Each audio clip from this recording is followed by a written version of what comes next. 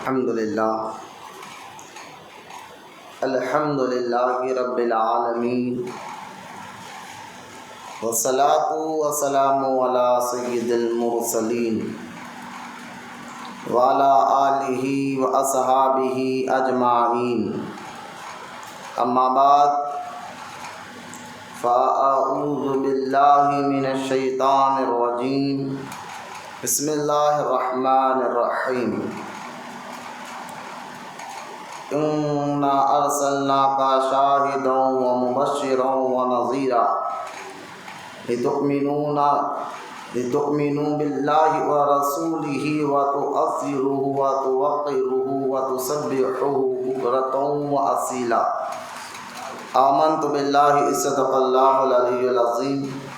وقال اللہ تعالی فی شان حبیبہ الکریم، ان اللہ وملائکتہ یصلون علی النبی یا ایھا الذین آمنوا صلوا علیہ وسلموا تسلیما۔ اللہم صلی علی سیدنا و مولانا محمد معدن الجود والکرم وعلی آلہ وبارک وسلم۔ صلاۃ و سلاما علیک یا رسول اللہ صلی اللہ تعالی علیہ وسلم۔ اما بعد، ہر تعریف اور بڑائی صرف اللہ تعالی کے لیے ہے، جو سارے جہان کا مالک ہے، مختار ہے، اور جو سارے جہان کا پالنہار ہے۔ میں اس بات کی گواہی دیتا ہوں کہ اللہ تعالی کے سوا کوئی عبادت کے لائق نہیں، وہ ایک ہے، اس کا کوئی ساتھی اور شریک نہیں۔ اور میں اس بات کی بھی گواہی دیتا ہوں کہ آپ کے اور ہمارے پیارے آقا اور مولا حضور پرنور رحمت عالم نور مجسم حضرت سیدنا محمد مصطفیٰ احمد مجتبیٰ صلی اللہ تعالی علیہ وسلم اللہ تعالی کے آخری رسول اور اس کی برگزیدہ بندے ہیں۔ اللہ تعالی حضور اکرم نور مجسم رحمت عالم صلی اللہ علیہ وسلم پر، اہل بیت، صحابہ اکرام، تابعین اور تبع تابعین، اولیاء امت پر قیامت تک بکثرت رحمتیں اور برکتیں نازل فرماتا رہے۔ محبت کے ساتھ ایک مرتبہ سب مل کر درود پاک پڑھ لیجیے۔ اللہم صلی علی سیدنا مولانا محمد معدن الجود والکرم وعلی آلہ وبارک وسلم۔ صلاۃ و سلاما علیک یا رسول اللہ صلی اللہ تعالی علیہ وسلم۔ معزز سامعین، نوجوان ساتھیوں، السلام علیکم ورحمۃ اللہ وبرکاتہ۔ آج کا یہ مبارک جمعہ جو ہے، جو ذی الحج کا ہمارا یہ مہینہ شروع ہو چکا ہے، حج کا مہینہ، اور اس کی پہلی تاریخ بھی ہے۔ گزشتہ جمعہ ہم نے جمال و جلال مصطفیٰ صلی اللہ علیہ وسلم پر جو ہے بیان کیا تھا۔ آج انشاءاللہ تعالی اسی ٹاپک کو آگے بڑھاتے ہوئے کچھ عظمت مصطفیٰ صلی اللہ علیہ وسلم پر بھی ہم بیان کریں گے، کیونکہ آج کے اس دور فتن میں ضروری ہو گیا ہے کہ ایک مسلمان کو حضور اکرم صلی اللہ تعالی علیہ وسلم کو جاننا اور پہچاننا۔ خبر اس کے کہ اپنے ٹاپک پر میں آؤں، آئیے سب سے پہلے طریق اہل سنت و جماعت کے مطابق درود پڑھنے کی فضیلت اور اس کی اہمیت کو آپ کو سناتا چلوں، تاکہ آپ کے اندر اللہ پاک درود پڑھنے کا جذبہ اور شوق عطا فرمائے۔ حدیث مبارکہ میں آتا ہے، رحمت کونین صلی اللہ علیہ وسلم نے ارشاد فرمایا کہ جو روزانہ 500 مرتبہ درود پڑھتا ہے، اللہ تعالیٰ اس کی محتاجگی کو دور فرما دیتا ہے۔ یہ حدیث پاک کو سن کر ایک شخص نے بڑی عقیدت اور محبت کے ساتھ اس پر عمل کرنا شروع کر دیا، تو اللہ تعالیٰ نے واقعی حضور کے وسیلے میں اس کی مصیبت اور پریشانیوں کو دور فرما دیا۔ تو ہمیں چاہیے درود پاک کے بے شمار فضائل جو ہے احادیث پاک میں بھی ہے، اور بزرگان دین نے بھی کئی واقعات بزرگان دین کے کتابوں میں ملتے ہیں جیسا کہ حضرت سیدنا علامہ یوسف نبہانی رضی اللہ تعالی عنہ اپنی کتاب سعادت الدارین میں ایک واقعہ لکھتے ہیں. فرماتے ہیں فلسطین میں ایک بزرگ تھے جن کا نام سید محمد قرد رحمۃ اللہ تعالی علیہ تھا. وہ بزرگ فرماتے ہیں میں نے اپنی ماں سے سنا کہ جب میرے نانا کا انتقال ہوا تو میرے نانا بڑے ہی نیک اللہ کے محبوب بندے تھے اور عالم دین تھے، تو انہوں نے اپنی بیٹی کو وصیت کی تھی کہ بیٹی جب میرا انتقال ہو جائے گا اور جب میرا جنازہ تیار ہوگا تو اوپر سے جو ہے ایک رخا گرے گا، اس رخے کو تم میرے کفن کے ساتھ رکھ دینا. لہٰذا جب ان کا انتقال ہوا، ان کا جنازہ تیار ہوا، تو حضرت سید محمد قرد رحمۃ اللہ تعالی علیہ فرماتے ہیں کہ واقعی میری ماں کہتی ہے کہ آسمان سے ایک رخا گرا، اور جب ہم نے اس رخے کو، اس پیپر کو اٹھا کر پڑھا تو اس میں لکھا ہوا تھا کہ ہم نے اس شخص کی مغفرت فرما دی اس کی علم کی وجہ سے، کیونکہ وہ بہت بڑے عالم دین تھے. تو اس رخے میں لکھا ہوا تھا کہ ہم نے اس کی مغفرت کر دی ان کے علم کی وجہ سے. اور آپ کی والدہ یعنی سید محمد قرد رحمۃ اللہ تعالیٰ علیہ کی والدہ فرماتی ہے اس رخے میں جو لکھت تھی اس کی خاصیت یہ تھی جدھر سے بھی پڑھو اس کو سیدھا ہی نظر آتا تھا، چاہے پیپر اٹھا کر پڑھو تو سیدھا پڑھی لکھت سیدھی نظر آتی تھی، کدھر سے بھی پڑھو تو پڑھی یعنی لکھت جو ہوتی تھی وہ سیدھی نظر آتی تھی. اور سید محمد قرد رحمۃ اللہ تعالیٰ علیہ فرماتے ہیں کہ میں نے اپنی ماں سے پوچھا کہ میرے نانا کا ایسا کون سا زیادہ عمل تھا جو وہ کثرت سے کرتے تھے، تو آپ کی والدہ فرماتی ہے بیٹا میرے ابو جان یعنی تمہارے نانا کا وہ تو تھے ہی بہت بڑے عالم دین، لیکن جو عمل وہ زیادہ سے زیادہ اور کثرت سے کرتے تھے وہ حضور پر درود پاک پڑھا کرتے تھے. لہٰذا درود پاک ہی کی بدولت جو ہے بڑے بڑے بزرگان دین کو بھی اللہ پاک نے بہت بڑے انعامات عطا فرمائے ہیں. خواجہ قطب الدین بختیار کاکی رحمۃ اللہ تعالیٰ علیہ جو خواجہ گان خواجہ غریب نواز رضی اللہ تعالیٰ عنہ کو مرید و خلیفہ اکبر ہے، آپ کی بھی عادت پاک یہ تھی کہ وہ روزانہ دن بھر میں 3000 مرتبہ درود پاک پڑھا کرتے تھے. تو ہمیں بھی چاہیے کہ ہمارا جو خالی وقت ہوتا ہے یہ تو ایک وقت مقرر کر لے درود پڑھنے کے لیے، تاکہ درود میں کو بار بار کہتا ہوں درود پڑھنے سے اللہ تعالیٰ جو ہے مصیبتوں کو بھی دور فرماتا ہے، مشکلوں کو بھی دور فرماتا ہے. درود پڑھنے والے کے اللہ تعالیٰ گناہوں کو بھی معاف فرماتا ہے، نیکیاں بھی عطا فرماتا ہے. یوں سمجھیے کہ درود پڑھنے سے دنیا میں بھی فائدہ ہوتا ہے، قبر میں بھی فائدہ ہوگا اور انشاءاللہ آخرت میں بھی اس کا فائدہ ظاہر ہوگا. آئیے ہم محبت اور عقیدت کے ساتھ پیارے آقا کریم صلی اللہ تعالیٰ علیہ وسلم کی بارگاہ اقدس میں درود پاک سب مل کر پڑھیے. اللہم صلی علی سیدنا و مولانا محمد معدن الجود والکرم مالا آلہ وبارک وسلم صلاۃ و سلام علیک یا رسول اللہ صلی اللہ تعالیٰ علیہ وسلم. معزز سامعین، قبل اس کے کہ میں اپنے ٹاپک پر آؤں، یہ ذی الحج کا یہ مبارک مہینہ اور اس کی پہلی تاریخ ہے، تو اس کے متعلق اس شروع کی جو 10 دن ہے یعنی آج پہلی تاریخ ہے، سرکاری بھی پہلی تاریخ ہے، چاند کی بھی پہلی تاریخ ہے، تو شروع کے یہ جو 10 دن ہے جس کو 10ویں دن ہم عید الاضحیٰ کرتے ہیں، یہ شروع کے 10 دن کی اہمیت جو ہے یہ تو یہ پورا مہینہ ہی مبارک ہے، لیکن شروع کے 10 دن کی جو اہمیت ہے اس بات سے اندازہ لگائے کہ اللہ تعالیٰ نے قرآن میں ان 10 دنوں کی قسم کو یاد فرمایا. اسے اندازہ کرے کہ یہ شروع کے جو 10 دن ہیں ذی الحج کے مہینے کے، یہ اللہ تعالیٰ کے یہاں کتنے اہمیت والے ہیں کہ اس 10 دنوں کے اللہ نے قسم کو اٹھایا قرآن پاک میں.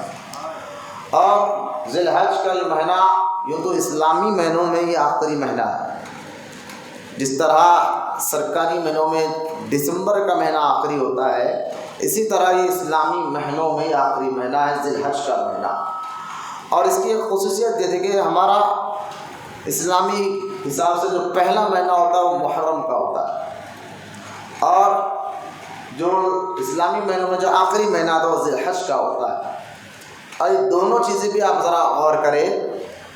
حج کا مہینہ یعنی اسلامی مہینوں میں آخری مہینہ قربانی پہ ختم ہو رہا ہے، اور محرم کا جو مبارک مہینہ ہے اسلامی مہینے پہلا مہینہ یہ قربانی سے شروع ہوتا ہے. تو قربانی ذی الحج کا مہینے میں دیتے ہیں، اور محرم کے مہینے میں نواسۂ رسول سیدنا امام حسین رضی اللہ تعالیٰ عنہ نے اپنے اور اپنے اہل و عیال کی قربانی اللہ کی بارگاہ میں پیش کی تھی. اس سے اندازہ ہوتا ہے کہ قربانی اللہ تعالیٰ کو بہت محبوب ہے، بہت پسند ہے. یہ ایک ایسا عمل ہے جس کے ذریعے سے اللہ راضی ہوتا ہے.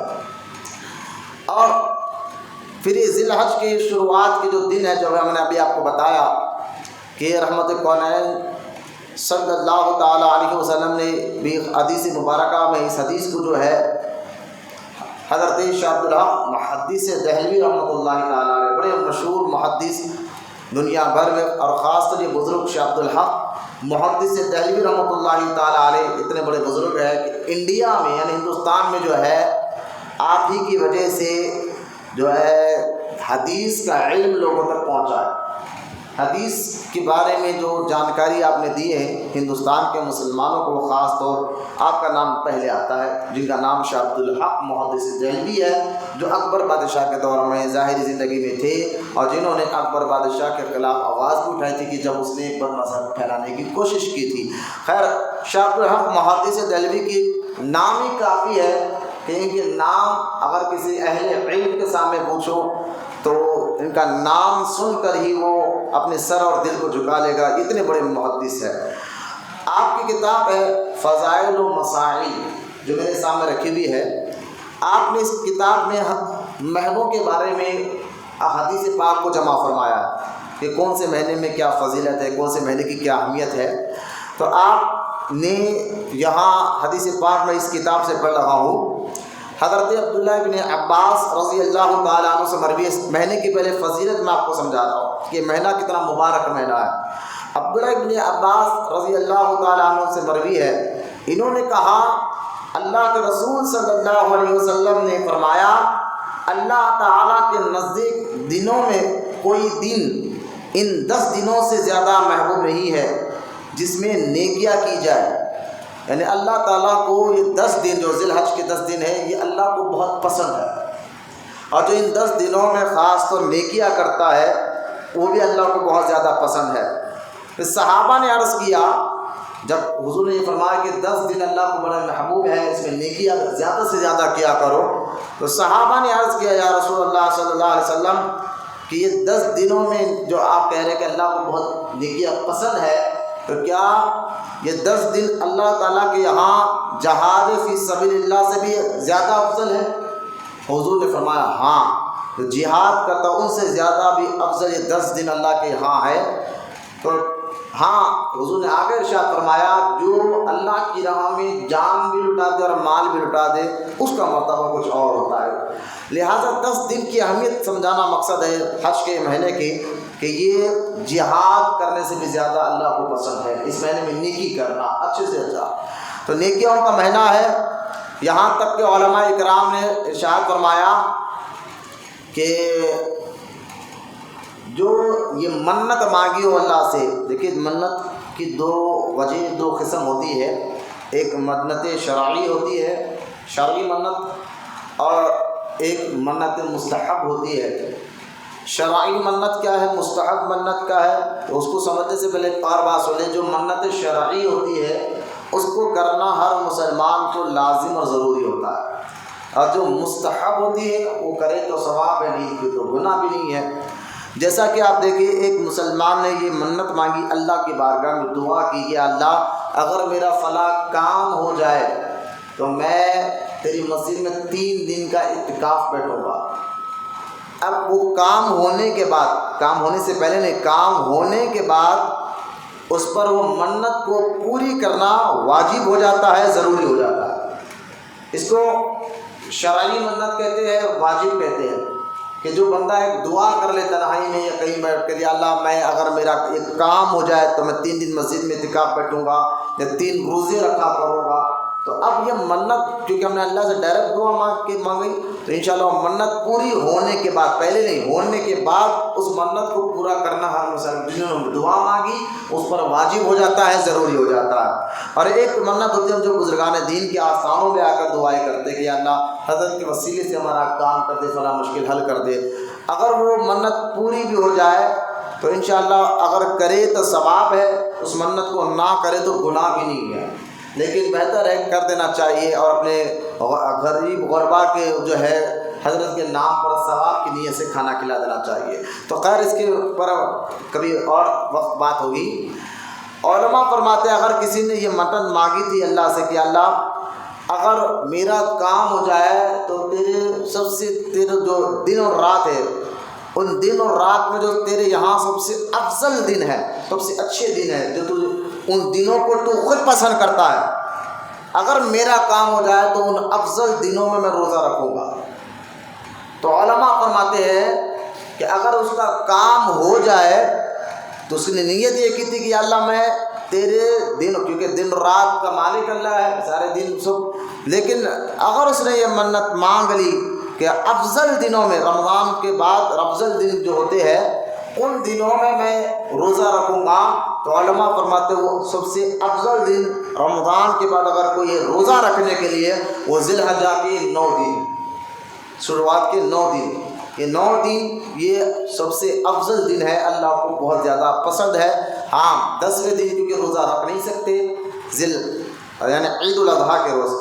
دیکھیے رمضان شریف کے علاوہ جیسے کہ سال کے 365 دن ہے، سال کے 365 دن میں 5 دن کو چھوڑ دیجیے آپ تو 360 دن آپ روزہ رکھ سکتے ہیں، چاہے کون سا بھی روزہ۔ رمضان شریف کے روزے تو فرض ہے، اس کے علاوہ جو روزے رکھتے ہیں وہ 360 دن، لیکن سال کے 365 دنوں میں 5 دن ایسے ہیں جس میں روزہ رکھنا حرام ہے، اگر رکھیں گے تو گناہ گار ہو گئے۔ وہ 5 دن کون سے ہیں؟ ایک تو دونوں عید، یعنی عید الاضحیٰ ہو گیا، عید الفطر، یہ 2 عید کے دن روزے رکھنا جو ہے منع ہے۔ اس کے بعد عید الاضحیٰ جو یہ مہینہ چل رہا ہے، عید الاضحیٰ کی 11، 12، 13، 11، 12، 13 یہ 3 دن کے روزہ رکھنا بھی منع ہے، لہٰذا وہ یہ 3 دن اور عید کے 2 دن ملا لے تو یہ 5 دن ہو گئے۔ یہ 5 دن جو ہے روزے رکھنا جائز نہیں ہے، اس کے علاوہ 360 دن میں کبھی بھی آپ روزے رکھ سکتے ہیں۔ لہٰذا افضل دن، میں آپ کو یہ بات سمجھا رہا ہوں اس لیے ہوں کہ یہ شروعات کے جو 10 دن ہے ذی الحج کے، یہ اللہ کو بڑے محبوب ہے، یہاں تک کہ جو عرفہ کا دن آتا ہے، یوم العرفہ، عرفہ ہے کیا؟ یقین جانیے یہ عرفہ کا جو دن ہے حاجیوں کے لیے یہ شب قدر سے بھی بڑی ہے، یہ دن شب قدر سے بھی بڑا دن ہے حاجیوں کے لیے۔ اللہ ہمیں بھی حج کی توفیق عطا فرمائے، اللہ تعالی ہمارا بھی سبب ذریعہ بنا دے کہ ہم اس کے گھر کا مہمان بنے۔ لیکن جو ہے عرفہ، یوم العرفہ، عرفہ کے دن ہم ہندوستان میں جو ہے اور کئی جگہ ہم فاتحہ دلاتے ہیں، لیکن یہ فاتحہ کوئی سے ضروری نہیں ہے، لیکن اصل عرفہ ہے کیا؟ جیسا کہ حدیث پاک میں آتا ہے ہم عرفے کے دن روزہ رکھا کریں۔ حدیث مبارکہ میں آتا ہے رحمت القنین صلی اللہ علیہ وسلم نے ارشاد فرمایا جس نے یوم عرفہ 9 ذی الحج کو روزہ رکھا اللہ تعالیٰ اس کے سال بھر کا اس کو عبادت کا ثواب عطا فرمائے گا اور اس کے سال بھر کے گناہوں کو معاف فرما دے گا۔ تو عرفہ کا دن جو ہے، ہمیں یہاں جو حج کے لیے نہیں گئے وہ تو روزہ رکھے، لیکن جو حاجی ہے اور عرفات کے میدان میں وہ جو جاتے ہیں تو وہ دن ان کے لیے شب قدر سے بھی افضل ہے۔ کیوں؟ وجہ کیا ہے؟ دیکھیے حج کیا ہے، حج جو ہے 5 دن کا نام ہے۔ بندہ جو ہے 8 تاریخ کی صبح میں جو ہے نکل جاتا ہے حرم شریف سے اور مکہ شریف پہنچ جاتا ہے، کوئی 9 کی صبح پہنچتا ہے تو ظہر سے پہلے یعنی 9 کو کوئی 1 دن پہلے گزر جاتا ہے، 8 کو وہاں پہنچ جاتے ہیں تو 8 کا دن عرفہ میں گزار کر پھر دوسرے دن 9 کی عرفہ کا 2 دن عرفات کا جو میدان ہے مکہ میں وہاں 9 عرفات کو جو دن بھر گزار لے یعنی صبح سے لے کے مغرب تک وہاں اس میدان میں ٹھہرنا ہوتا ہے ہر حاجی کو۔ جو حاجی حج کے لیے جائے اس کو وہاں ٹھہرنا لازم ہے، ضروری ہے، وہاں ٹھہرے گا اس کا حج ختم ہو جائے گا، یعنی شروع ہو جائے گا، یوں سمجھے کہ وہ حاجی ہو جائے گا۔ تو عرفات کے میدان میں حاجی کو سارا دن فجر سے لے کے غروب آفتاب تک ٹھہرنا لازم ہے، ضروری ہے۔ اب وہ جو حاجی عرفات کے میدان میں، کیوں ایک بات کہہ رہا ہوں کہ عرفات کا دن حاجیوں کے لیے شب قدر سے بھی افضل ہے۔ کیوں؟ کیونکہ شب قدر کا جو معاملہ ہے وہ جو ہے، اب جیسا کہ دیکھیے شب قدر کے دن وہ تو ایک تاریخ رمضان مبارک میں آتا ہے، جو اس کو رمضان شریف میں جس کو شب قدر مل جاتی ہے، اللہ تعالیٰ اس کے گناہوں کو معاف فرماتا ہے، لیکن وہ چھوٹے صغیرہ گناہ ہوتے ہیں۔ لیکن عرفات کا دن ایسا مبارک دن ہے، کیونکہ شب قدر کا دن ہمیں وہ 10 دن ہمیں تلاش کرنا پڑتا ہے، آخری کے 10 دن تو جو جاگ گیا اس کو مل جاتا ہے۔ لیکن یعنی شب قدر کس تاریخ کو یہ پکا ہم بتا نہیں سکتے، اگر مل جائے تو اللہ گناہوں کو معاف فرماتا ہے، لیکن عرفات کا دن ہمیں معلوم ہے کس دن ہے، کہاں ٹھہرنا ہوتا ہے، حاجی کو معلوم ہوتا ہے۔ تو جو عرفات کے دن عرفات کے میدان میں ٹھہرے رہ جائے، یہاں شب قدر میں اس کے گناہ معاف ہو جاتے ہیں، وہ بھی صغیرہ چھوٹے گناہ، لیکن شب عرفات کے دن حاجیوں کے اللہ چھوٹے اور بڑے دونوں گناہ معاف فرما دیتا ہے۔ اور حدیث پاک میں آتا ہے جو یہ سمجھے کہ میرے گناہ تو اتنے زیادہ ہے کہ عرفات کے دن وہ عرفات کے میدان میں آنے کے بعد بھی یہ سوچنے لگ جائے کہ میرے گناہ معاف ہی نہیں ہوں گے، بہت بڑے گناہ گار ہو، تو حدیث پاک میں آتا ہے ایسے سوچنے والے کو اللہ گناہ گار بنا دے گا۔ یعنی ایسا سوچنا بھی نہیں ہے، بڑا سے بڑا گناہ گار ہو، عرفات کے میدان میں جب جائے تو وہ عرفات کا دن اس کے لیے سارے گناہ کبیرہ اللہ معاف فرما دیتا ہے۔ پھر اس کو مزدلفہ کی رات، مزدلفہ کے میدان میں آنا پڑتا ہے، عرفات کی جب رات ہو جاتی ہے مزدلفہ کے میدان میں آنا پڑتا ہے، ساری رات وہاں گزارنا پڑتا ہے۔ پھر وہ مزدلفہ کی جو رات ہے وہ بھی شب قدر سے ایک حاجی کے لیے بہت بڑی افضل رات ہے، جو 9 کی رات یعنی 10 کی شب ہوتی ہے۔ حاجی جب مزدلفہ میں جا کر رات گزارتا ہے تو اللہ تعالیٰ نے اس کے سارے حقوق العباد، جو اسے بیوی کا حق ادا کرنے میں کوتاہی ہوئی، ماں باپ کا حق ادا کرنے میں کوتاہی ہوئی، جو پڑوسیوں کا حق وہ نہیں ادا کر سکا، رشتہ داروں کا حق ادا نہیں کر سکتا، اس کی وجہ سے جو گناہ ہوا ہے، لیکن جو مزدلفہ میں رات گزارتا ہے تو اللہ اس کے حقوق العباد کے گناہ معاف فرما دیتا ہے۔ یہ ایسے مبارک دن ہے۔ پھر حاجی جو ہے 10 کی صبح وہ مینا کے میدان میں آ کر 3 دن گزارتا ہے، یہ 5 دن کا نام حج ہے۔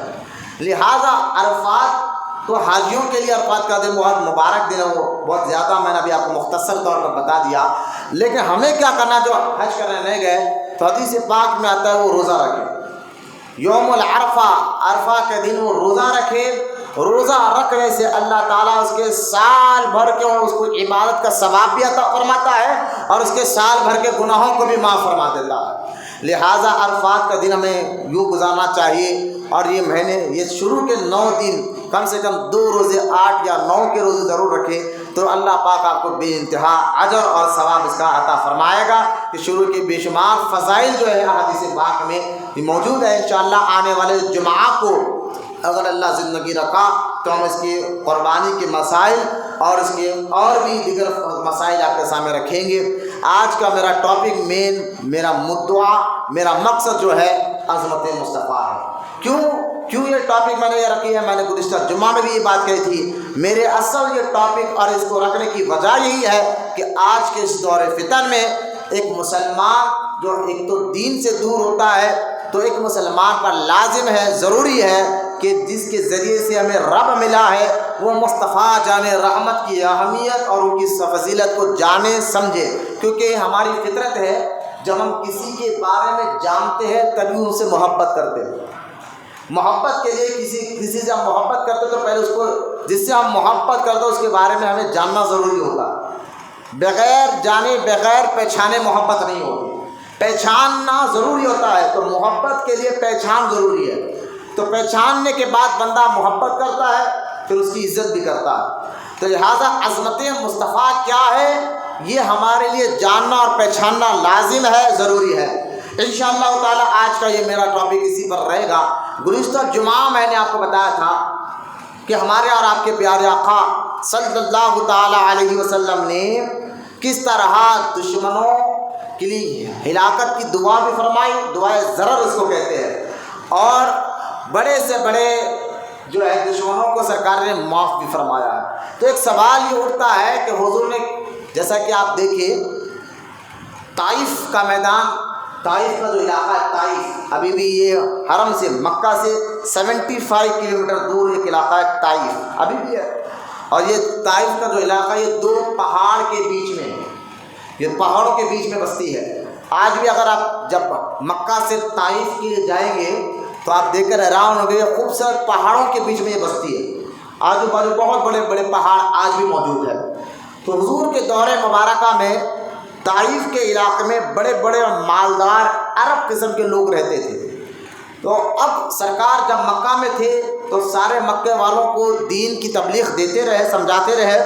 اس کے بعد حضور صلی اللہ علیہ وسلم جو ہے مکہ سے طائف گئے۔ طائف اس لیے گئے تھے سرکار کہ وہاں تو ایک مالدار لوگ رہتے تھے حضور کے دور میں، اور دوسرا وہاں پڑھے لکھے طبقہ اور زیادہ تھا، سمجھدار طبقہ، جس کو آج کے دور میں بولتے ہیں ایجوکیشن والے پڑھے لکھے لوگ، جو آج کے دور میں ہوتے ہیں۔ تو حضور کے دور مبارک میں زیادہ پڑھے لکھے لوگ طائف میں رہتے تھے، تو اس لیے حضور رحمت کونین صلی اللہ تعالیٰ علیہ وسلم جو ہے مکہ سے طائف کے میدان طائف گئے، اور وہاں جا کر بڑے بڑے جو قبیلے کے سردار تھے ان کو بلوایا، اور بلا کر حضور نے بڑی محبت سے، عقیدت سے سرکار علیہ الصلوۃ والسلام نے ان کو تبلیغ کی دعوت دی، دین کی دعوت دی، توحید کی دعوت دی، لیکن وہ مانے نہیں۔ انہوں نے کیا کیا، وہ تو حضور کا انکار کر دیے کہ ہم تو نہیں مانتے، اب اللہ کا رسول ہے۔ پھر انکار کرنے کے بعد بھی خاموش نہیں رہے، تو انہوں نے طائف کے کچھ ایسے بچوں کو ہاتھ میں چڑھا دیا اور کہا کہ ان کو مارو۔ اب وہ جو اپنے قبیلے کے سردار جو تھے، سردار کے بات سننا، جیسا کہ آج دیکھیے آج بھی کوئی لیڈر یا کونسلر علاقے کا ہوتا ہے، آج بھی وہ کونسلر صاحب اگر کوئی بچوں کو بلا کر بولے ایسا کرو تو وہ بغیر سوچے سمجھے، یہ نہیں دیکھتے کہ کیا کرنا ہے، بس لیڈر صاحب بولیے ہم لوگ کرنا ہے، وہ لگ جاتے اس کے پیچھے۔ تو ایسے ہی معاملہ تھا، جو سردار قبیلوں کے سرداروں نے جب بلا کر بچوں کو کہا تو بچے ہاتھ میں پتھر لیے، حضور کو اتنا جسم مبارک پر پتھرے برسائے۔ آپ حضور کے ساتھ آپ کے غلام حضرت سیدنا زید رضی اللہ تعالیٰ عنہ ساتھ تھے، وہ کبھی فتح، جب یہ بچے پتھرے مار رہے تھے حضور کو، تو کبھی وہ سامنے آ جاتے، کبھی پیچھے آ جاتے، یعنی حضور بھی زخمی ہوئے، آپ کے غلام حضرت زید، ذرا غور سے سنا ان باتوں کو، حضرت زید بھی بہت زیادہ زخمی ہوئے، یہاں تک کہ حضور اتنے زخمی ہوئے کہ حضور کے جسم مبارک سے خون بہتے بہتے آپ کے نالین مبارک میں جم گیا، اور نالین میں جم گیا، یہاں تک کہ حضور تھک کر، جب طائف سے حضور نکل رہے تھے، ان لوگوں نے پتھرے مارنا شروع کیا، جب حضور تھک کر کہیں بیٹھ جاتے تو پھر یہ بچے آتے اور ان کو زبردستی اٹھاتے، اٹھو، اور چلنے لگاتے، پھر حضور چلنے لگتے تو پھر پتھرے مارنا شروع کرتے۔ دیکھیں اب ظلم بارا ظلم، کہ حضور تھک کر بیٹھ جاتے، جسم مبارک خون سے لہو لہان ہو گیا ہے، آپ کے نالائن مبارک میں خون جم گیا ہے، پھر بھی یہ جو ہے اواباش قسم کے جو بچے تھے وہ تھک کر حضور بیٹھ بھی جاتے تو پھر اٹھاتے اور پھر جسم مبارک پر پتھرے برساتے۔ یہاں تک یہ معاملہ چلتا رہا، اللہ تعالیٰ نے حضرت جبریل علیہ السلام کو حضور کی بارگاہ میں بھیجا اور کہا کہ یا رسول اللہ، اب جبریل علیہ السلام حضور کی بارگاہ میں آئے، کہا یا رسول اللہ صلی اللہ علیہ وسلم، اگر آپ مجھے اجازت دے تو میں پہاڑوں والے فرشتوں کو بھی ساتھ لایا ہوں۔ یہ پہاڑ بھی اللہ پیدا فرمائے۔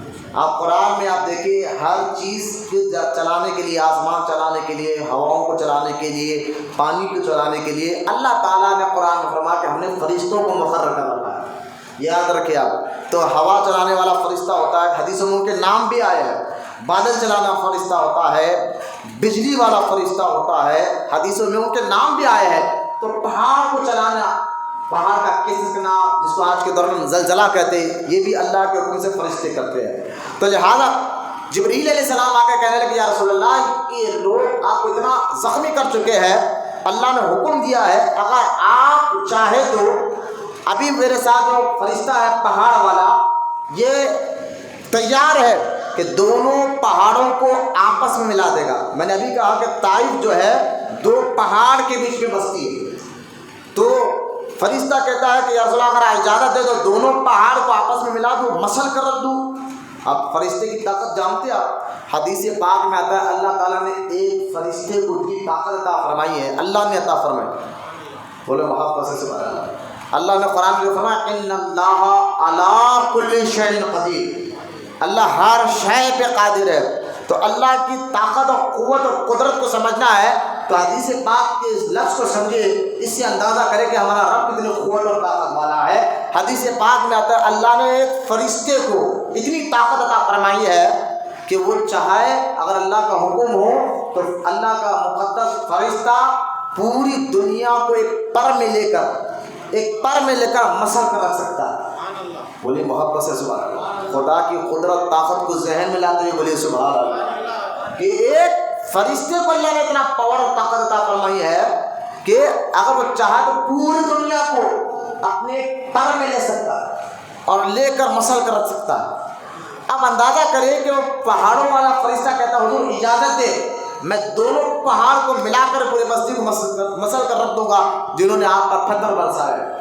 تو اللہ کے رسول صلی اللہ علیہ وسلم نے فرمایا کہ یا اللہ، اب حضور اللہ کی بارگاہ میں دعا فرما رہے ہیں کہ یا اللہ تو جو مجھے علم عطا فرمایا ہے، جمی ما کانا وما یکون، ما کانا وما یکون، یہ لفظ یاد رکھے، ما کانا جو ہو چکا ہے، وما یکون جو ہونے والا ہے، دونوں لفظ ہے، ما کانا جو ہو چکا ہے، وما یکون جو ہونے والا ہے۔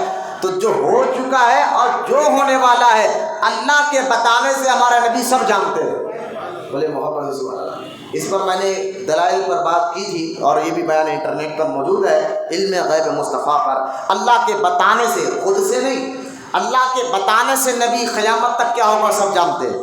یہ ذہن رہی ہے اہل سنت و جماعت کا عقیدہ ہے۔ تو حضور کہتے ہیں یا اللہ تو نے جو مجھے علم عطا فرمایا ہے، تیرے علم سے مجھے پتہ ہے آج یہ بچے جو یہ بغیر تحقیق کے مجھے پتھر برسا رہے ہیں اپنے آقاؤں کے کہنے پر، اپنے بڑوں کے کہنے پر، لیکن مجھے امید ہے میں دیکھ رہا ہوں تیرے بتانے سے کہ ان کی نسلوں میں میرے چاہنے والے پیدا ہوں، لیکن ان کو تو معاف فرما دے۔ حضور دعا فرمائی اور اللہ پاک نے ان پر سے وہ عذاب کو ٹال دیا۔ اور دیکھے حضور نے جو کہا تھا اللہ نے وہی کر کر بتایا۔ آگے جب مکہ فتح ہوا نا، مکہ فتح ہونے کے ایک دو دن بعد حضور نے طائف کو ہی فتح فرمایا، طائف گئے اور وہاں بھی فتح کیا۔ تو طائف جب فتح ہوا اس کے بعد اسی علاقے طائف میں بڑے بڑے صحابہ کرام پیدا ہوئے جن کے ذریعے سے اللہ نے دین کا بہت بڑا کام لیا ہے۔ تو لہٰذا حضور ان کو معاف کر دیتے تھے، یہ حدیث سے پتہ چلا، حضور ان کو معاف کر دیتے تھے جو حضور کو پتہ تھا کہ آج نہیں تو کل ایمان لانے والا ہے، کیونکہ یہ ہم کو پتہ نہیں ہے کہ یہ کیا ہے، حضور اللہ کے بتانے سے جانتے تھے کہ آج یہ ایمان نہیں لا تو کل ایمان لا لے گا، تو جو ایمان لانے والا ہوتا حضور اس کو معاف فرما دیتے تھے۔ جیسا کہ آپ دیکھیں اکرمہ جو ابو جہل کا بیٹا تھا، لیکن حضور کا علم غیب یہ حضور جانتے تھے کہ یہ ایمان لانے والا ہے، وہ تو اکرمہ کی غلطی کو حضور نے معاف فرما دیا، وحشی کی غلطی کو حضور نے معاف فرما دیا، حضرت ہندا کی غلطی کو حضور نے معاف فرما دیا، حضرت ابو سفیان کی غلطی کو حضور نے معاف فرما دیا۔ تو جن کو حضور نے معاف فرمایا ہے یاد رکھے حضور نے انہی کو معاف فرمایا ہے جن کو حضور جانتے تھے کہ یہ ایمان لائے گا اور اچھا مسلمان ثابت ہوگا۔ جہاں حضور نے معاف فرمایا ہے، جو لوگ کہتے ہیں نا معاف کرنا سیکھو اسلام، پیس، بالکل پیس کا پیغام دیتا ہے، امن اور شانتی کا پیغام اسلام دیتا ہے، لیکن جہاں معاف کرنا ہے وہاں معاف کرنا بھی عبادت ہے، اور جہاں معاف نہیں کرنا ہے وہاں معاف نہیں کرنا بھی عبادت ہے۔ میں آپ کو یہ سمجھانا چاہتا ہوں، آپ دیکھیں یہاں تو یہ جمعہ میں نے سنایا ہے کہ کن کن کو حضور نے معاف فرمایا۔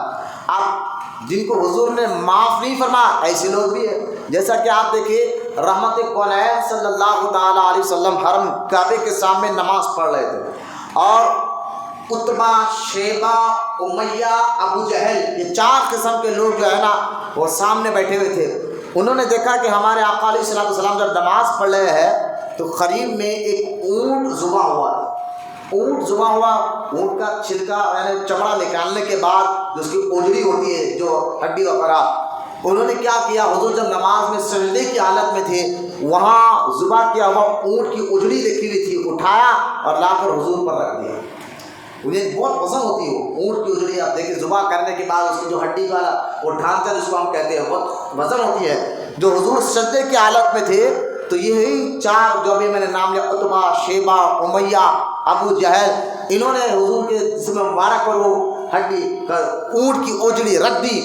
جب وہ رکھ دی اور رکھ کر ہنسنے لگے، چلانے لگے، یعنی حضور کی گستاخی کر کر مسکرانے لگے، ہنسنے لگے، تو سیدہ طیبہ طاہرہ عابدہ زاہدہ بی بی فاطمہ زہرا رضی اللہ تعالی عنہا دوڑتے ہوئے آئی اور آ کر اپنے والد یعنی اللہ کے رسول کے جسم مبارک سے اس ہڈیوں کو ہٹایا اور جسم پاک کو صاف کیا اور صاف کر کر اس کو ہٹایا تو اللہ کے رسول سجدے سے سر اٹھائے اور اٹھا کر حضور نے ان کی حرکت پر ان کو معاف نہیں کیا، حضور نے دعا کے لیے ہاتھ اٹھایا۔ اب سنیں اس جملے کو، حدیث پاک میں آتا ہے، صحیح بخاری شریف میں حدیث پاک موجود ہے، اللہ کے رسول صلی اللہ علیہ وسلم نے سجدے میں سے سر اٹھانے کے بعد اوروں کو تب معاف فرمایا، لیکن ان لوگوں کے بارے میں آپ دیکھیں حضور نے دعا کے لیے ہاتھ اٹھائی، ہاتھ اٹھا کر سرکار نے اللہ کی بارگاہ میں کہا کہ یا اللہ یہ ابو جہل، عتبہ، شیبہ، امیہ، ان کی گستاخیاں حد سے زیادہ پار ہو گئی ہے، یا اللہ میں دعا کرتا ہوں کہ تو ان کو اپنے مضبوط گرفت میں لے لے، گرفت میں لے لے۔ سرکار نے دعائیں ہلاکت فرمائی ان چاروں کے واسطے۔ اب غور کریں حضور کا یہ جملہ کہ ان کو یا اللہ تو اپنی گرفت میں لے لے، اور قرآن میں اللہ فرماتا ہے میری پکڑ بڑی مضبوط ہوتی ہے۔ یہ جملہ جو ہے نا گرفت والا بڑا سخت جملہ، گرفت لے لے، پکڑ لے لے۔ تو آپ دیکھیں ہم بولتے نا کسی کو مضبوطی سے پکڑ لے تو وہ ہلتا نہیں جگہ پہ سے، تو لیکن اس کو بولتے گرفت، پکڑ لینا مضبوطی سے۔ اب اندازہ کرے جن کے لیے حضور یہ کہہ رہے کہ اللہ ان کو تو اپنی گرفت میں لے لے، اپنی پکڑ میں لے لے، تو جس کو اللہ اپنی گرفت میں لے لے اس کو کون بچا سکتا ہے؟ پھر حدیث پاک میں آتا ہے صحابہ کہتے حضور نے جب یہ دعا کی تھی نا، ہم نے سنا تھا کہ حضور نے ان چاروں کے ہاتھ سے دعا کی تھی کہ اللہ ان چاروں کو تو اپنی گرفت میں لے لے۔ پھر ہم نے دیکھا جنگ بدر کا جو واقعہ ہوا تھا، اور جنگ بدر میں ان چاروں کی لاشیں جو ہے ایک جگہ پڑی ہوئی تھی، گل سڑ رہی تھی۔ لہذا یہ میرے آقا علیہ السلام نے بتا دیا کہ گستاخان رسول کو سرکار نے جن کو معاف کرنا تھا معاف فرمایا، اور جن کو حضور نے دیکھا کہ یہ کبھی ایمان سدھرنے والے نہیں ہے، پھر اللہ کے رسول نے ان کے لیے ہلاکت کی دعا بھی فرمائی۔ آپ دیکھیں جب مکہ فتح ہوا تو اللہ کے رسول صلی اللہ علیہ وسلم نے فرمایا کہ جب مکہ فتح ہو کر حضور حرم میں داخل ہو رہے تھے، حضور نے فرمایا کہ آج معافی کا دن ہے، کیونکہ بھائی کیوں یہ جملہ کہا حضور نے، ذرا غور فرمایا کہ صحابہ اکرام اور حضور کو مکہ، کیونکہ جو صحابہ مہاجر صحابہ تھے جو مکہ میں پیدا ہوئے بڑے ہوئے، کھیتی باڑی تھی، گھر بار تھا، سب تھا، لیکن وہ ایمان لانے کے بعد آپ اگر تاریخ پڑھیں گے، تاریخ طبری آپ پڑھ کر دیکھیں، تاریخ ابن ہشام آپ پڑھ کر دیکھیں، تاریخ ابن کثیر آپ پڑھ کر دیکھیں کہ کس طرح صحابہ پر مکے کے لوگوں نے ظلم و ستم کیا، اہل ایمان پر بہت تنگ کیا، بہت تنگ کیا، بہت ستایا، اتنا ستایا کہ صحابہ کو ساتھ ساتھ حضور رحمت کونین صلی اللہ تعالی علیہ وسلم پر بھی ہر طریقے سے تنگ کرنے کے بعد جو ہے آپ پر ظلم و ستم کرنے کے بعد بھی جب سرکار مکہ چھوڑ کر مدینہ آ گئے تو مکے کے مشرکین نے پھر بھی خاموش نہیں رہے، مدینہ آنے کے بعد بھی یہاں اہل ایمان کو تنگ کیا۔ اب اندازہ کریں کہ جب آپ کو کسی جگہ حد سے زیادہ تنگ کیا گیا ہو، آپ کا مال لے لیا، آپ کی زمینیں لے لی، آپ کے گھر لے لیے، آپ کی پراپرٹی سب کچھ لوٹ لیا، پھر جو ہے آپ کو وہاں سے آپ چھوڑ کر مکہ چھوڑ کر وہاں پر آ گئے، تو صحابہ کرام نے جب دیکھا کہ مکہ فتح ہو گیا، جن لوگوں نے ہمیں تنگ کیا تھا آج ان سے بدلہ لینے کا دن ہے، تو سارے صحابہ خوش تھے۔ 10,000 صحابہ کو لے کر جب حضور مکہ میں داخل ہوئے، صحابہ تو یہ کہہ رہے تھے کہ آج تو بدلے کا دن ہے، جنہوں نے ہمارے ساتھ مکے میں ظلم و ستم کیا تھا، ہمارے گھر بار کو لوٹ لیا تھا، ہمارے زمینی پراپرٹی کو لوٹ لیا تھا، ہمیں مکے سے ہٹا دیا تھا، اور ہمارے سامنے ہمارے بیوی بچوں اہل و عیال کو ظلم و ستم کیا تھا، سارے صحابہ کہتے تھے آج تو بدلے کا دن ہے، آج تو ہم کسی کو نہیں چھوڑیں گے، چن چن کر بدلا لیں گے۔ صحابہ تو یہ کہہ رہے تھے، لیکن حضور نے اسی وقت اعلان فرمایا آج بدلے کا دن نہیں، آج معافی کا دن ہے۔ بولے محبت سے سبحان اللہ۔ میرے آقا کے اخلاق آپ دیکھیں. حضور فرماتے ہیں میں آج معافی کا دن ہے, آج میں معاف کرتا ہوں, معافی کا دن ہے. اعلان حضور رحمت کونین صلی اللہ علیہ وسلم نے فرما دیا. جب معافی کا اعلان فرمایا تو صحابہ بھی کہتے ہیں کہ جب حضور نے معاف فرمایا, لیکن اعلان فرمایا نا کہ معافی کا دن ہے, لیکن حضور نے فرمایا ایک کو جہاں دیکھو وہاں قتل کرو. اس کا نام عبداللہ بن قتال تھا. حضور نے فرمایا اس کو معاف نہیں کرو, جہاں بھی دیکھو اس کو وہیں پر مار دو. تو ایک صحابی آئے, حضور دیکھا چونکہ حضور معاف کر رہے سب کو, لیکن اس کو معاف نہیں کیا کیونکہ وہ گستاخ تھا. حضور رحمت کونین صلی اللہ علیہ وسلم نے جب یہ اعلان فرمایا تو ایک صحابی حضور کی بارگاہ میں آیا, فرمایا حضور عبداللہ بن قتال جن کو بارے میں آپ نے کہا جہاں دکھے وہاں اس کو مار دو, تو وہ کعبے کے پاس غلاف کے پیچھے چھپا ہوا ہے. کعبے کے پاس, کعبے کے غلاف کے پیچھے چھپا ہوا ہے. آپ جانتے ہیں نا حرم میں, حرم سے مکے کے کعبہ جہاں ہے, کعبے کی جگہ کو حرم نہیں کہتے, کعبے کے باہر چاروں طرف 5-5 کلومیٹر تک حرم آتا ہے جس کو میقات کہتے ہیں. جہاں حاجی حج کرنے کے لیے جائے تو میقات سے پہلے احرام باندھ لیتا ہے, کیونکہ وہاں سے حرم کی زمین شروع ہو جاتی ہے. تو جیسا ہی حرم میں داخل ہو جائے تو حرم میں انسان جوں کو مارنے کی اجازت نہیں, جوں کو نہیں مار سکتا بندہ. لیکن حضور کہتے ہیں اس گستاخ کو جب صحابہ نے آ کر کہا یہ کعبے کے پاس غلاف کے اندر چھپا ہوا ہے, حضور نے یہ نہیں کہا کہ یعنی باہر لے کے مار, فرمایا اس کو وہیں پر مار دو, وہیں پر قتل کر دو. لہذا گستاخ کو اسی جگہ مار دیا گیا, قتل کر دیا گیا. اب میں آپ کو یہ سمجھانا چاہتا ہوں کہ جہاں حضور نے معاف کرنا تھا وہاں معاف فرمایا, اور جہاں معاف نہیں کرنا تھا ایسے سینکڑوں واقعات ہیں جو میں نے جمعہ میں بھی سنا تھا, آپ بھی سنا رہا ہو. اب سوال یہ اٹھتا, میں یہ کیوں سنا رہا ہوں کہ آج کے جو حالات ہے ہمیں کیا کرنا چاہیے کہ جو رحمت کونین صلی اللہ تعالیٰ علیہ وسلم کی شان میں گستاخی بے باقیہ کی ہمیں قتل کرنا چاہیے. جو ابھی راجستھان کے علاقہ ادے پور میں ہوا, میں یہ نہیں کہتا ہوں کہ معاذ اللہ کہ وہ صحیح تھا, نہیں, میں آپ کو کچھ سمجھانے کے لیے پہلے تو آپ کو ذہن بنا دیا کہ کہاں معاف کرنا ہے کہاں معاف نہیں کرنا ہے. لیکن اب ہمیں کیا کرنا چاہیے؟ یہ واقعہ بالکل غلط ہوا ہے, ادے پور کا جو واقعہ ہوا ہے, کہ ہم کیا کریں کیوں؟ تو میں آپ کو بتاتا چلوں. دیکھیے حدیث پاک میں آتا ہے, ذرا اس حدیث کو ذرا غور سے سنیں. آپ یہ حدیث سنیں گے, اگر کسی کو سستی کاری آ رہی تو بڑی مہربانی ہماری محنت پر آپ پاری نہ ڈالیں, ذرا آپ بھی اچھے میچور ہو کر بیٹھیے تاکہ یہ معاملہ ہمارا ایمان اور عقیدے کا معاملہ ہے. ہمیں اس دور میں کیا کرنا چاہیے میں آپ کو کچھ بات سمجھانا چاہتا ہوں.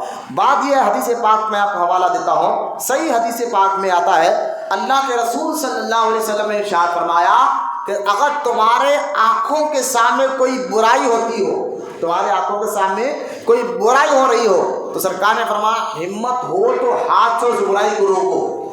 ایسا مت بیٹھو بیٹا, ہاتھ ایسا ٹیکا لے کے مت بیٹھو, یہ تکبروں کا طریقہ. میری طرف نظر رکھے, اس طرح سے ٹیکا رکھ کر ہاتھ رکھ کر بیٹھنا سرکار نے فرمایا متکبر کا طریقہ ہے. یہ جس کے دل میں تکبر ہوتا ہے وہ ایسا بیٹھتا ہے. حضور منع فرما دیتے تھے. لہٰذا یہ آپ سے مسجد میں نہیں, ہر جگہ اس کی احتیاط کریں, گھر میں ہو, بازار میں ہو, کہیں پر بھی ہو, اس طرح سے نہ بیٹھے. اللہ ہم تمام کو, آپ کو, میرے کو کہنے سننے سے زیادہ عمل کی توفیق بھی عطا فرمائے.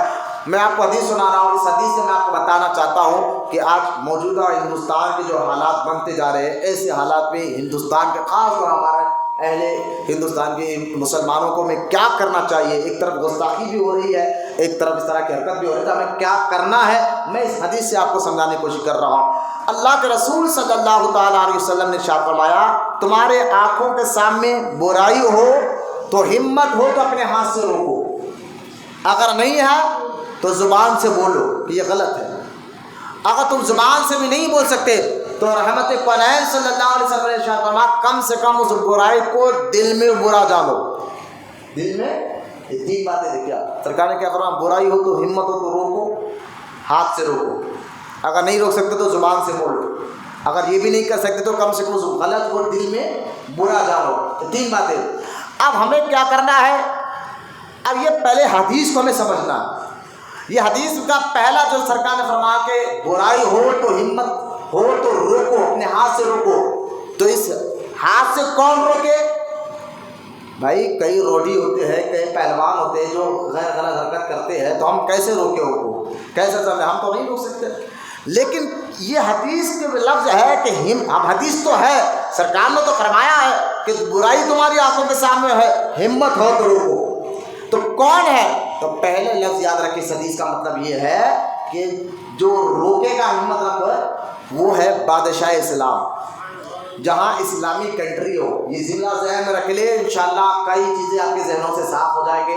ہم آپ کو بتاؤ، جہاں اسلامی کنٹری ہو، اسلامی ملک ہو، اسلامی بادشاہ ہو، مسلمان بادشاہ ہو، اگر وہاں کوئی ایسی غلطی ہو رہی ہے، چاہے وہ نبی کی شان میں گستاخی ہو معاذ اللہ، چاہے بے نمازی ہو، شرابی شراب پی رہا ہو، جواڑی جوا کر رہا ہو، تو اب بادشاہ پر ضروری ہو جاتا ہے کہ اپنی طاقت کے بل بوتے پر اس برائی کو روکے، اپنی طاقت کے بل بوتے پر اس برائی کو۔ جیسا کہ آپ دیکھیے بادشاہ اسلام جب ہوتے، جب خلد آباد کا جو شہر ہے، خلد آباد کا علاقہ جو ہے، وہاں حضرت سیدنا داؤد حسین شیرازی رحمۃ اللہ تعالیٰ علیہ، جو 22ویں خواجہ کے نام سے مشہور ہیں، وہ وہاں آپ کی مزار مبارک ہے۔ آپ کے دور میں سلطان فیروز شاہ کی بہمنی حکومت تھی وہاں پر، تو لیکن سلطان فیروز شاہ کو حضرت 22ویں خواجہ رحمۃ اللہ تعالیٰ علیہ، آپ اس کی جو ہے کچھ وجہ سے، کیا وجہ تھی میں بھی بتاؤں گا، اس کی اس غلطی، اس کی نافرمانیوں کی وجہ سے آپ اس سے ناراض تھے اور اس کو اپنے پاس آنے نہیں دیتے تھے، نہ آپ اس کے پاس جاتے تھے۔ بہت بڑے اللہ کے ولی ہے 22ویں خواجہ، میں اس پر ٹاپک نہیں جاتا۔ اب 22ویں خواجہ جو ہے جب اس کے پاس گئے نہیں، تو ایک دن اس نے کہا کہ آپ جو ہے میرے پاس آئیے۔ سرکار نے فرمایا میں نہیں آتا۔ تو اس نے کہا پھر میں آپ کو خلد آباد میں رہنے نہیں دوں گا۔ اس دور میں اس کا نام جیوگر تھا، اب تو وہ خلد آباد ہوا اور جو ہے اورنگ آباد ہوا، اورنگ آباد کا علاقہ خلد آباد، لیکن اب تو خیر اس کو بھی نام بدلنے کی پوری کوشش کی جا رہی ہے۔ تو لہٰذا حضرت 22ویں خواجہ رحمۃ اللہ تعالیٰ بادشاہ کو کہا تھا کہ میں تجھ سے ملوں گا نہیں، تجھ سے ملاقات نہیں کروں گا۔ بادشاہ نے بہت زور کیا، کہا اگر مجھ سے ملاقات نہیں کرو گے تو میں اپنے شہر میں رہنے نہیں دوں گا۔ آپ نے فرمایا تھا میں اپنے پیر کے روضے کے پاس بیٹھ جاؤں گا، کون ہمت رکھتا مجھے ہٹانے کی، ہٹا کر بتا۔ تو بادشاہوں کو ڈر تھا اللہ والوں سے، محبت بھی تھی، ڈر بھی تھا، کیونکہ ان کی زبان سے جو نکلا اللہ وہ کر دیتا ہے۔ تو 22ویں خواجہ کے جلال کو دیکھ کر سلطان فیروز شاہ نے کہا حضور مجھے معاف فرما دیجیے، میں آپ سے محبت کرتا ہوں، مجھ سے محبت کرے، آپ کیوں مجھ سے ملاقات نہیں کرنا چاہتے؟ تب 22ویں خواجہ رحمۃ اللہ تعالیٰ نے فرمایا تھا کہ ستون اگر تو چاہتا کہ میں تجھ سے محبت کروں اور تیرے پاس آؤں، تو آپ نے فرمایا تھا کہ تجھ سے پہلے تو اپنے علاقے میں شراب کی دکانیں بند کراؤ، کیونکہ تو بادشاہ تو کر سکتا ہے، برائی کو تو روک سکتا ہے۔ شراب کی دکانیں بند کرا اور تو خود شراب پینا بند کر اور شراب کی دکانیں بند کرا۔ تو سلطان فیروز شاہ نے 22ویں خواجہ کے کہنے پر ڈر گیا اور حکومت کے بل بوتے پر شراب کی دکانیں بند کرائی تھی اور شراب پینا سے توبہ کیا تھا، تب بزرگ نے ملا تھا۔ میں آپ کو سمجھانا چاہتا ہوں بادشاہ اپنی طاقت کے بل بوتے پر برائی کو روک سکتا ہے، لیکن کب؟ جب بادشاہی حکومت ہو۔ تو ہمارا ہندوستان سیکولر ہے، یہاں کوئی اسلامی کنٹری نہیں ہے، بادشاہی اسلام نہیں ہے، لہٰذا ہم پر یہ ذمہ داری نہیں ہے کہ ہم اس کا بدلہ لے سکیں، یاد رکھیں۔ اب دوسرا حضور نے کیا فرمایا؟ برائی ہو ہاتھ سے روکو، لیکن یہ بادشاہ اسلام کا کام ہمارا نہیں، اور یہ ہندوستان سیکولر ہے۔ دوسرا حضور نے فرمایا اگر ہاتھ سے نہیں روک سکتے تو زبان سے بولو، تو یہ زبان سے بولنے کا کام علماء کا ہے، تقریر کے ذریعے، تحریر کے ذریعے، جو اکثر ہم کھل کر بیان کرتے ہیں آپ کے سامنے کہ کیا برائی ہو رہی ہے، تو یہ آپ کہیں گے یہ کیوں آپ بول رہے ہیں؟ بھائی بولنے کا حضور نے خود پرمیشن عطا فرمایا، برائی کو زبان سے بولو، تو یہ علماء کا کام ہے کہ حالات کو دے کر، برائی کو دے کر اس پر بات کی جائے گی، تقریر کی جائے گی، آپ کو بتایا جائے گا۔ لہٰذا علماء اکرام تقریر کے ذریعے، تحریر کے ذریعے لوگوں کو اس برائی سے روکیں گے، یہ علماء کا کام ہے۔ اور عام آدمی کیا کرے؟ عام آدمی جو ہے کم سے کم اس برائی کو برائی جانتے ہوئے، غلط کو غلط سمجھنا فرض ہے، غلط کو دل میں غلط جانا کیا ہے؟ فرض ہے، نماز کی طرح فرض ہے۔ تو آپ پر لازم ہے کم سے کم، آپ ہاتھ سے نہیں روک سکتے، نہ آپ زبان سے بول سکتے ہیں، تو کم سے کم اس غلط کو دل میں برا جانو اور جانتے وہاں سے ہٹ جائے۔ اور حدیث میں حضور نے فرمایا کہیں پر برائی ہو رہی ہو اور ایک بندہ مجبوری کے تحت بیٹھا ہوا ہے، اس کے آنکھوں کے سامنے برائی ہو رہی ہے، لیکن اس برائی کو دل میں غلط جانتا ہے، اب ہٹ نہیں سکتا۔ کئی ایسے بچے ہیں بھائی جو جاب کر رہے ہیں اور جاب میں کبھی پارٹی کے نام پر شراب پیا جاتا ہے، اب وہ بچہ شراب تو نہیں پیتا لیکن جاب کا مسئلہ ہوتا ہے، جا نہیں سکتا وہ جگہ سے چھوڑ کر، جائے گا تو جاب چلی جائے گی، شراب تو نہیں پیے گا لیکن مجبوراً اس کو وہاں ٹھہرنا پڑتا ہے ایسے پارٹیوں میں، جاب کی جگہ جو پڑھے لکھے لوگ جو بڑے بڑے جگہ جاب کرتے ہیں کو یہ اندازہ ہوگا، لہٰذا وہ ان کو مجبوری ہے وہاں ٹھہرنا پڑتا ہے۔ تو ایسے آدمی کیا کرے، دل میں اس برائی کو برا جانے، ضروری ہے اس کے لیے۔ تو حدیث میں حضور نے فرمایا کچھ مجبوری سے تم ہٹ نہیں سکتے، لیکن اگر تم نے اس کو برا جانا دل میں، زبان سے کچھ نہیں بولا لیکن دل میں تو غلط کو غلط مانا، تو حضور فرماتے تم ایسے ہو جیسے اس جگہ پہ موجود ہی نہیں ہو،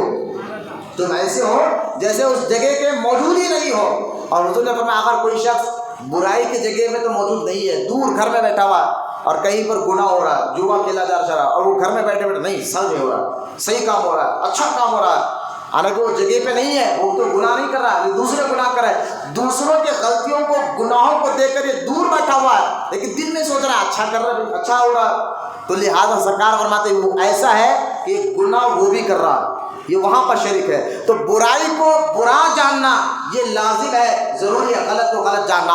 اب جو یہ معاملہ ہوا ہے ہندوستان میں، انڈیا بھر میں، پہلے یاد رکھیے کہ یہ ہندوستان اسلامی ملک نہیں رہا تو ہم پر یہ فرض ہی نہیں کہ کسی سے قتل کرے، کسی کو مار، یہ ہم پر کوئی لازم ضروری ہے ہی نہیں، کیونکہ وہ تو بادشاہ کے لیے ضروری تھا نا، یہ ہم پر لازم ضروری تھا نہیں، تو یہ دین سمجھا کسی نے، اگر دین سمجھتے تو یہ حرکت نہیں کرتے، تمہاری ایک نادانی کی وجہ سے جو ہے کہے اہل ایمان کو، لیکن ہمیں حالات کو دیکھ کر گھبرانا بھی نہیں چاہیے۔ یاد رکھے توکل اللہ پر یقین رکھے، موت حیات اللہ کے ہاتھ میں ہے، کوئی اس کے بغیر اجازت کے کوئی ہمارا بال بھی نگاہ نہیں کر سکتا۔ لہذا یہ جو حالات بنے ہیں دین کی کمی یا دین علم سے دور ہونے کی وجہ سے ہے، ہم ہندوستان میں رہتے ہیں اور اس انڈیا کے ملک میں ہم تو یہی تو کہہ رہے ہیں کہ ہر مذہب والے کو اپنے اپنے مذہب پر آزادی کے ساتھ جو ہے اجازت دی گئی ہے، تو اگر کوئی کسی کے مذہب کو برا بولتا ہے تو قانونی انڈین قانون کے تحت اس پر کارروائی کی جائے، جو ہم نے نورپور شرما کے خلاف کارروائی کے لیے ایف آئی آر درج کرا ہے، الحمدللہ حیدرآباد میں بھی کئی لوگوں نے اس کے خلاف کیس درج کیا ہے، تو ہم ریکویسٹ کر رہے ہیں کہ آپ اس پر ایکشن لیجئے۔ ہم اس ادے پور کے واقعے کو، کیونکہ انٹرنیٹ پر یہ بیان جائے گا، ساری دنیا دیکھے کہ میں اعلان کہہ رہا ہوں، بالکل غلط ہے، کوئی بھی مسلمان اتنا بھی جذباتی نہ ہو، آپ پر ایسا فرض نہیں کہ کسی کا قتل کر دے، یہ غلط ہے۔ ہاں یہ بھی غلط ہے کہ کسی جہاں اس طرح کی حرکت کی گئی ہے، لیکن یہ بھی غلط ہے، اور جہاں پر کئی ایسے واقعات بھی آپ نے دیکھا ہوگا، جھارکھنڈ میں جو ہے ایک تبریز نامی نوجوان کو اسی طرح ویڈیو لائیو کر مار دیا گیا تھا، وہ بھی غلط تھا، اور بہار میں ایک انصار نامی لڑکے کو اسی طرح ویڈیو لے کر قتل کیا گیا تو وہ بھی غلط تھا۔ جہاں ادے پور کا معاملہ غلط ہے تو پھر یہ بھی غلط ہے، یہ بھی غلط ہے۔ تو ہم ہر دہشت گرد اور غلط کام کی نندا کر رہے ہیں اور غلط کو غلط کہہ رہے ہیں۔ ہم اسلامی قانون آپ کے سامنے بیان کر دیے ہیں کہ اگر اسلامی ملک ہوتا تو اسلامی بادشاہ بدلا لے گا، ہمیں بدلا لینے کی ضرورت نہیں ہے۔ ہم کیا کر سکتے ہیں، صرف ہندوستان انڈیا کے قانون کے تحت ہم اس پر ایف آئی آر بک کر سکتے ہیں، ہم ہتھیار نہیں اٹھا سکتے، اور اگر کوئی اہل ایمان کو مار رہا ہے تو ہم اس کو بھی چاہیے کہ اس کے خلاف جو ہے آواز دے۔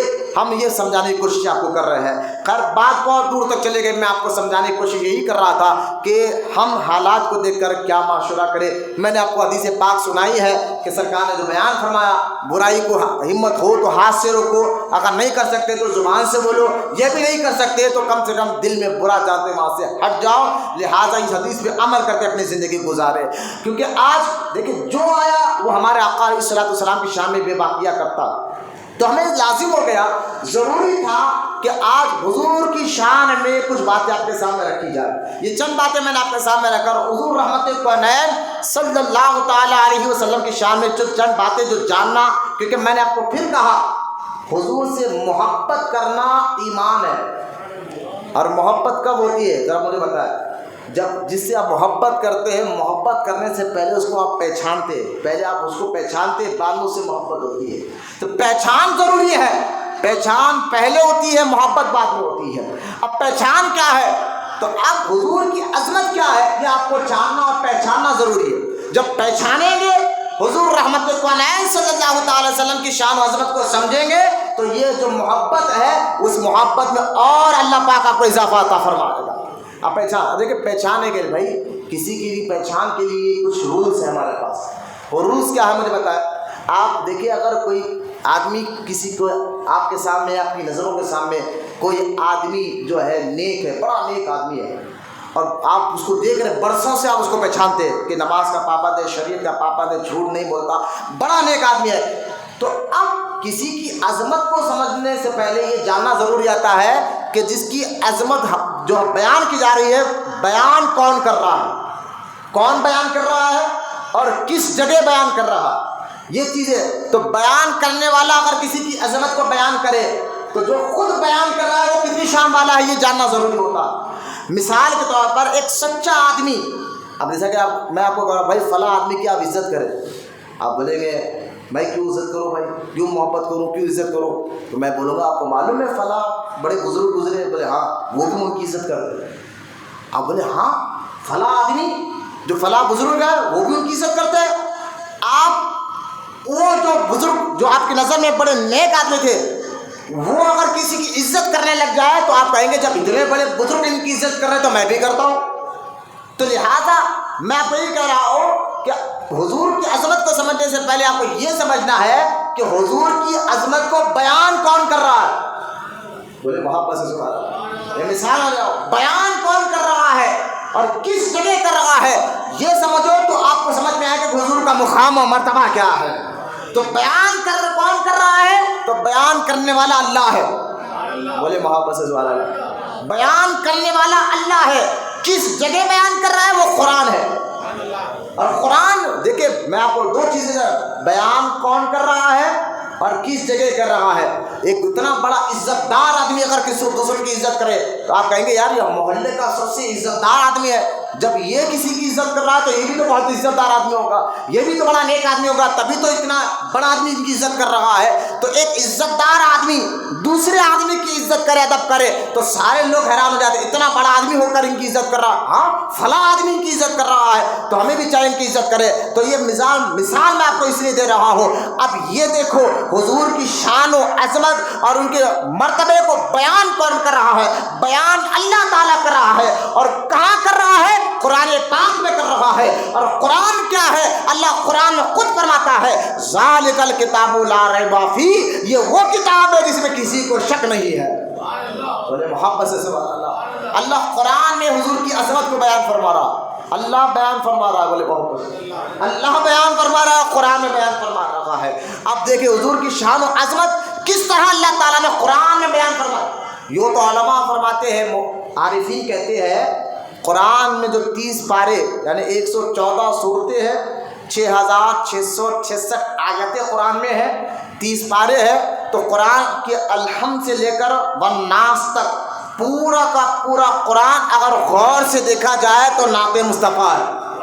حضور کی شان عظمت آپ کہیں گے وہ کیسے، آپ دیکھیں جو حضور کی اطاعت کرا، قرآن کہتا ہے کہ یا ایھا الذین آمنوا اطیعوا اللہ واطیعوا الرسول، اے ایمان والو اللہ کا بھی حکم مانو، رسول کا بھی حکم مانو۔ لہٰذا جو حضور اطاعت کرتا ہے، قرآن کہتا ہے پھر اللہ اس کو جنت میں داخل فرمائے گا، اللہ فرماتا ہے۔ تو لہٰذا ایسے رسول کی اطاعت کرنے کی وجہ سے جنت ملی، یہ حضور کی تعریف نہیں تو کیا، ایسے نبی کی حکم ماننے سے جنت ملی۔ اور جو حضور کی اطاعت نہیں کرتا، حضور کے کہنے پر نہیں چلتا، اللہ اس کے دوزخ میں ڈالتا ہے۔ تو ایسے رسول کی بات نہ سننے پر عذاب ملا، ایسے رسول کی بات سنو تو جنت ملے گی، بات نہیں سنو تو دوزخ ملے گی۔ تو لہٰذا یہ حضور ہی کی تعریف ہے۔ لہٰذا قرآن میں کہیں پر اللہ نے حضور کا حکم حضور کے لیے فرمایا کہ ان کی اطاعت کرو، کہیں پر حضور اللہ قرآن میں فرماتا ہے الم نشرح، اے محبوب تیرے سینے کو ہم نے چاک فرمایا، اور آگے اللہ فرماتا ہے ورفعنا لک ذکرک، یہ قرآن کی آیت مبارکہ ہے۔ اللہ قرآن میں فرماتا ہے محبوب ہم نے تیرے ذکر کو ہم نے بلند فرما دیا ہے۔ دیکھیں قرآن جو ہے نا عربی میں نازل ہوا، ذرا ایک بہت آسان کر کے ایک بات بتاتا ہوں، قرآن عربی میں نازل ہوا، عربی زبان میں، اگر عربی لینگویج میں یوں سمجھیے آپ کہ عربی میں نازل ہوا تو عرب کے طریقے پر نازل ہوا، سمجھے نہیں آپ؟ جیسا کہ آپ دیکھیں ہم حیدرآبادی زبان میں بات کرتے ہیں تو ہمارا لہجے کو، حیدرآبادی لہجے کو ہم خود اچھی طرح جانتے ہیں کہ ہم مثال کے طور پر او ہو کبھی ہم محبت میں کہہ دیتے ہو، کبھی غصے میں بھی کہہ دیتے ہیں، کبھی اشارے میں ہاں کرتے ہیں، کبھی محبت بھی۔ اشارہ تو ایک ہی ہوتا ہے لیکن اس کے معنی الگ الگ ہوتے ہیں۔ کبھی او ہو بولنا محبت میں ہوتا ہے، کبھی او ہو یہ بولنا بھی غصے میں ہوتا ہے. لفظ تو ایک ہی ہے لیکن مانا کہ ہم حیدرآبادی زبان لینگویج کو ہم اچھا جانتے، جو جس اسٹیٹ کا ہے اس لینگویج کو اچھی طرح جانتا ہے، اس کی بھاشا کو اچھی طرح جانتا ہے. تو عرب والے جو ہے نا، عرب والے عرب کی زبان، کیونکہ عربی میں قرآن اترا ہے. تو دیکھیں عرب کا لہجے کی میں ایک بات بتاتا ہوں. جب عرب کے لوگ کسی سے بہت زیادہ عزت کرنے لگ جاتے، کسی سے بہت زیادہ عزت کرنے لگ جاتے، تو عربی میں وہ عرب کے لوگ کہتے تھے یار مجھے تو تیرے قدموں کی مٹی بھی محبت لگتی ہے. کیا کہتے تھے عرب میں؟ جب عرب کے لوگ آج بھی عرب کے لوگ کسی سے زیادہ محبت کرنے لگ جاتے، زیادہ اس کی عزت کرنے لگتے، تو عربی میں ایک جملہ کہتے تھے کہ تو ہے، تیرے قدموں میں لگنے والی مٹی بھی مجھے عزت لگتی ہے، یعنی اس سے بھی محبت کرتا ہوں. یہ اب قرآن کیونکہ عرب میں اترا، عربی میں اترا، اب اسی لہجے کے تحت اترا. تو اللہ پاک نے کہا اچھا اے عرب والوں، تمہارے نزدیک یہ معاملہ ہے کہ تم اس کو عزت دیتے ہو، جس کو تم عزت دیتے ہو اس کے قدموں کی مٹی کو بھی عزت دیتے ہو. آؤ میں جس کو عزت دیتا ہوں، قرآن میں اللہ فرماتا ہے لا اقسم بہذا البلد، بولے وہاں پر سبحان اللہ. اللہ فرماتا ہے اے محبوب شہر مکہ کی قسم، شہر مکہ کی قسم. اچھا مکے کی قسم اللہ نے کیوں یاد فرمائی؟ اللہ قسموں سے پاک ہے. اگر ڈائریکٹ بھی بات کہہ دیتا تو وہ بات، کیونکہ اللہ سے زیادہ سچا کون ہو سکتا ہے. لیکن اللہ قرآن میں کہتا محبوب شہر مکہ کی قسم. کیوں کھائی؟ اب ذہن میں رکھے کہ وہاں کعبہ ہے مکے میں؟ نہیں. وہاں زمزم ہے مکے میں؟ نہیں. وہاں مینا ہے؟ نہیں. وہاں عرفات کا میدان ہے؟ نہیں. نہ وہاں مزدلفہ کا میدان ہے؟ نہیں. وہاں صفا مروہ ہے مقام ابراہیم ہے؟ نہیں. اس لیے قسم نہیں یاد فرمائی. اللہ آگے خود اللہ فرماتا ہو وَأَنْتَ حِلٌّ بِهَذَا الْبَلَدِ، محبوب میں شہر مکہ کی قسم اس لیے اٹھا رہا ہوں کہ یہاں تو پیدا ہوا ہے. محبوب تو میرا محبوب ہے ہی، جہاں وہ پیدا ہوا ہے اس مٹی کی بھی میں قسم یاد کرتا ہوں. یہ عرب کے لہجے میں، اس سے اندازہ کرے حضور کا مقام مرتبہ کیا ہے کہ جہاں حضور پیدا ہوئے. قرآن کہہ رہا، کوئی مفتی کا خطا نہیں سنا رہا، قرآن کی آیت ہے پڑھا ہو، جس جگہ حضور پیدا ہوئے اس جگہ کی قسم اللہ یاد فرما رہا ہے. یہ عظمت و شان کو دیکھیں. میں اس لیے کہہ رہا ہوں کہ کون حضور کی شان کو بیان فرما رہا ہے؟ اللہ یہ بیان فرما رہا ہے. آپ دیکھیں یہ آیت مبارکہ جو اکثر آپ سنتے رہتے ہیں ان اللہ و ملائکتہ یصلون علی النبی، جس کا معنی مطلب اکثر یہ آیت آپ تو سنتے، بچہ یہ آیت کو جانتا ہے، جس میں اللہ فرماتا ہے ان اللہ، بے شک اللہ اور اس کے فرشتے یصلون علی النبی، مصطفیٰ پر صلاۃ بھیجتے ہیں. اب یہاں یصلو کہا اللہ پاک نے، یصلو صلاۃ، مصطفیٰ پر صلاۃ بھیجتے ہیں. اب عزت دیکھو یہاں اس آیت میں بھی حضور کی عزت کو اللہ کیسے بیان فرما رہا ہے. ارے بھائی جن کی عزت کو اللہ خود بیان فرمائے، ذرا غور سے بولیے محبت سے سبحان اللہ. جن کی عزت کو اللہ خود بیان فرمائے اس کا مقام مرتبے کو کون گھٹا سکتا ہے. اب دیکھیں یصلون علی النبی کہا اللہ پاک نے. یہاں پر اللہ ابن قیم بہت بڑے مفسر محدث گزرے ہیں، اور جو ہے ابن کثیر کے بڑے شاگرد گزرے، اللہ بنا ابن قیم رحمۃ اللہ تعالیٰ علیہ. ایسے نام ہے جو مدرسے میں بچے پڑھتے ہیں ان کو پتہ ہے کہ کتنے بڑے عالم اور مفسر گزرے ہیں جن کے ذریعے سے مسلمانوں کا آج ایمان اور عقیدہ بچا ہوا ہے. آج سے 800 سال پہلے انہوں نے اس آیت کے متعلق فرمایا، یہ جو اللہ کہہ رہا ہے نا قرآن میں، اب یہ اللہ ابن قیم کہہ رہے ہیں، کیا کہہ رہے ذرا سنیے آپ. جو اللہ یہ کہہ رہا ہے نا قرآن میں، بے شک اللہ اور اس کے فرشتے یصلون علی النبی، صلاۃ بھیجتے ہیں نبی پر. تو اب اللہ ابن قیم کہتے ہیں پہلے تم لوگ صلاۃ کا معنی سمجھو، بولے محبت سے سوال ہے، صلاۃ کا معنی سمجھو. پوچھا گیا حضور صلاۃ عربی لفظ ہے، اور یہ یاد رکھے عربی میں ایک لفظ کے کئی معنی ہوتے ہیں. آپ اگر عربی زبان، عربی لینگویج اگر آپ کو سمجھنا ہے تو مارکیٹ میں کتاب ملتی ہے، اس کتاب کا نام فہرست اللغات، فہرست اللغات بھی اس کو کہتے ہیں. مارکیٹ میں جو کتاب ملتی ہے، اگر آپ اس عربی لینگویج سیکھنا چاہتے ہیں، عربی زبان اگر آپ سیکھنا چاہتے ہیں تو اس کتاب کو آپ لائیں، اس میں عربی اور اردو دونوں کا ترجمہ اس میں موجود رہے گا. تو فہرست اللغات میں اگر آپ جا کر دیکھیں گے کیونکہ صلاۃ کا اللہ پاک نے کیا کہا، یصلون علی النبی. میری طرف توجہ کریں، کون ہے بیٹھے، سیدھا بیٹھو، بچے سیدھا بیٹھو. سیدھا بیٹھو، ٹیکا لے کے مت بیٹھو. مسجد میں بیٹھے ہوئے ہیں اللہ کے گھر میں، اللہ کے گھر میں بیٹھے ہیں، بالکل ادب کے ساتھ بیٹھا، ٹھیک ہے. ٹیکا لے کے بیٹھے، ٹائم پاس کے لیے نہیں آئے ہم. روڈیو پہلوانوں کے ساتھ بیٹھ کے گھنٹوں گزار دیتے یار، سود خوروں کے ساتھ بیٹھ کے گزار دیتے. اللہ کے گھر میں عزت کے ساتھ بیٹھو، انشاءاللہ دل میں بھی نور آئے گا، آنکھوں میں بھی نور آئے گا انشاءاللہ. اب یہاں حضور کا ذکر ہو رہا ہے. ہاں یہ ایسا ذکر ہے، حدیث پاک میں اللہ کے رسول صلی اللہ علیہ وسلم نے فرمایا جہاں نبیوں کا ذکر ہو رہا ہے سمجھو وہاں تمہاری عبادت ہو رہی ہے. نبیوں کا ذکر اللہ کی عبادت ہے، اللہ کی عبادت ہے نبیوں کا ذکر. تو یہاں تو سب سے اعلیٰ و اولا ہمارا نبی، سب سے بالا و والا ہمارا نبی، تو سارے نبیوں میں سب سے اعلیٰ ان کا ذکر ہو رہا ہے. تو ادب لازم ہے، ادب لازم ہے. بالکل توجہ کے ساتھ سنیں.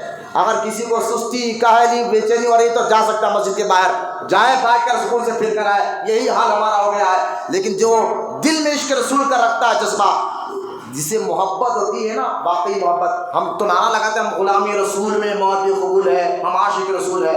لیکن میں مجھے بتا، محبت بھی ایک پہچان ہوتی ہے، محبت کی بھی پہچان ہوتی ہے. نعرہ لگانے سے کام نہیں بنے گا. محبت کی پہچان کیا ہے؟ پہلی پہچان یہ ہے جس سے آپ محبت کرتے ہو، اس کی پہلی پہچان یہ ہے اس کے لیے آپ کا دل نرم ہو جاتا ہے. جس سے آپ محبت کرتے ہو اس کے لیے دل آپ کا نرم ہو جاتا ہے اور آپ اس کی عزت کرنے والے ہو جاتے ہیں. تو حضور سے محبت کا دعویٰ ہو اور آپ کے اندر بے چینی نظر آئے تو کہیں نہ کہیں یہ دعویٰ کہیں نہ کہیں جھوٹا نظر ہو سکتا ہے. اگر واقعی محبت ہو تو ادب پہلے آئے گا، ادب پہلے آئے گا. میں آپ کو ابھی قرآن کی آیت پڑھ کر سناؤں گا. علامہ ابن قیم نے صلو علی النبی کا معنی بہت پیارے طریقے سے سمجھایا.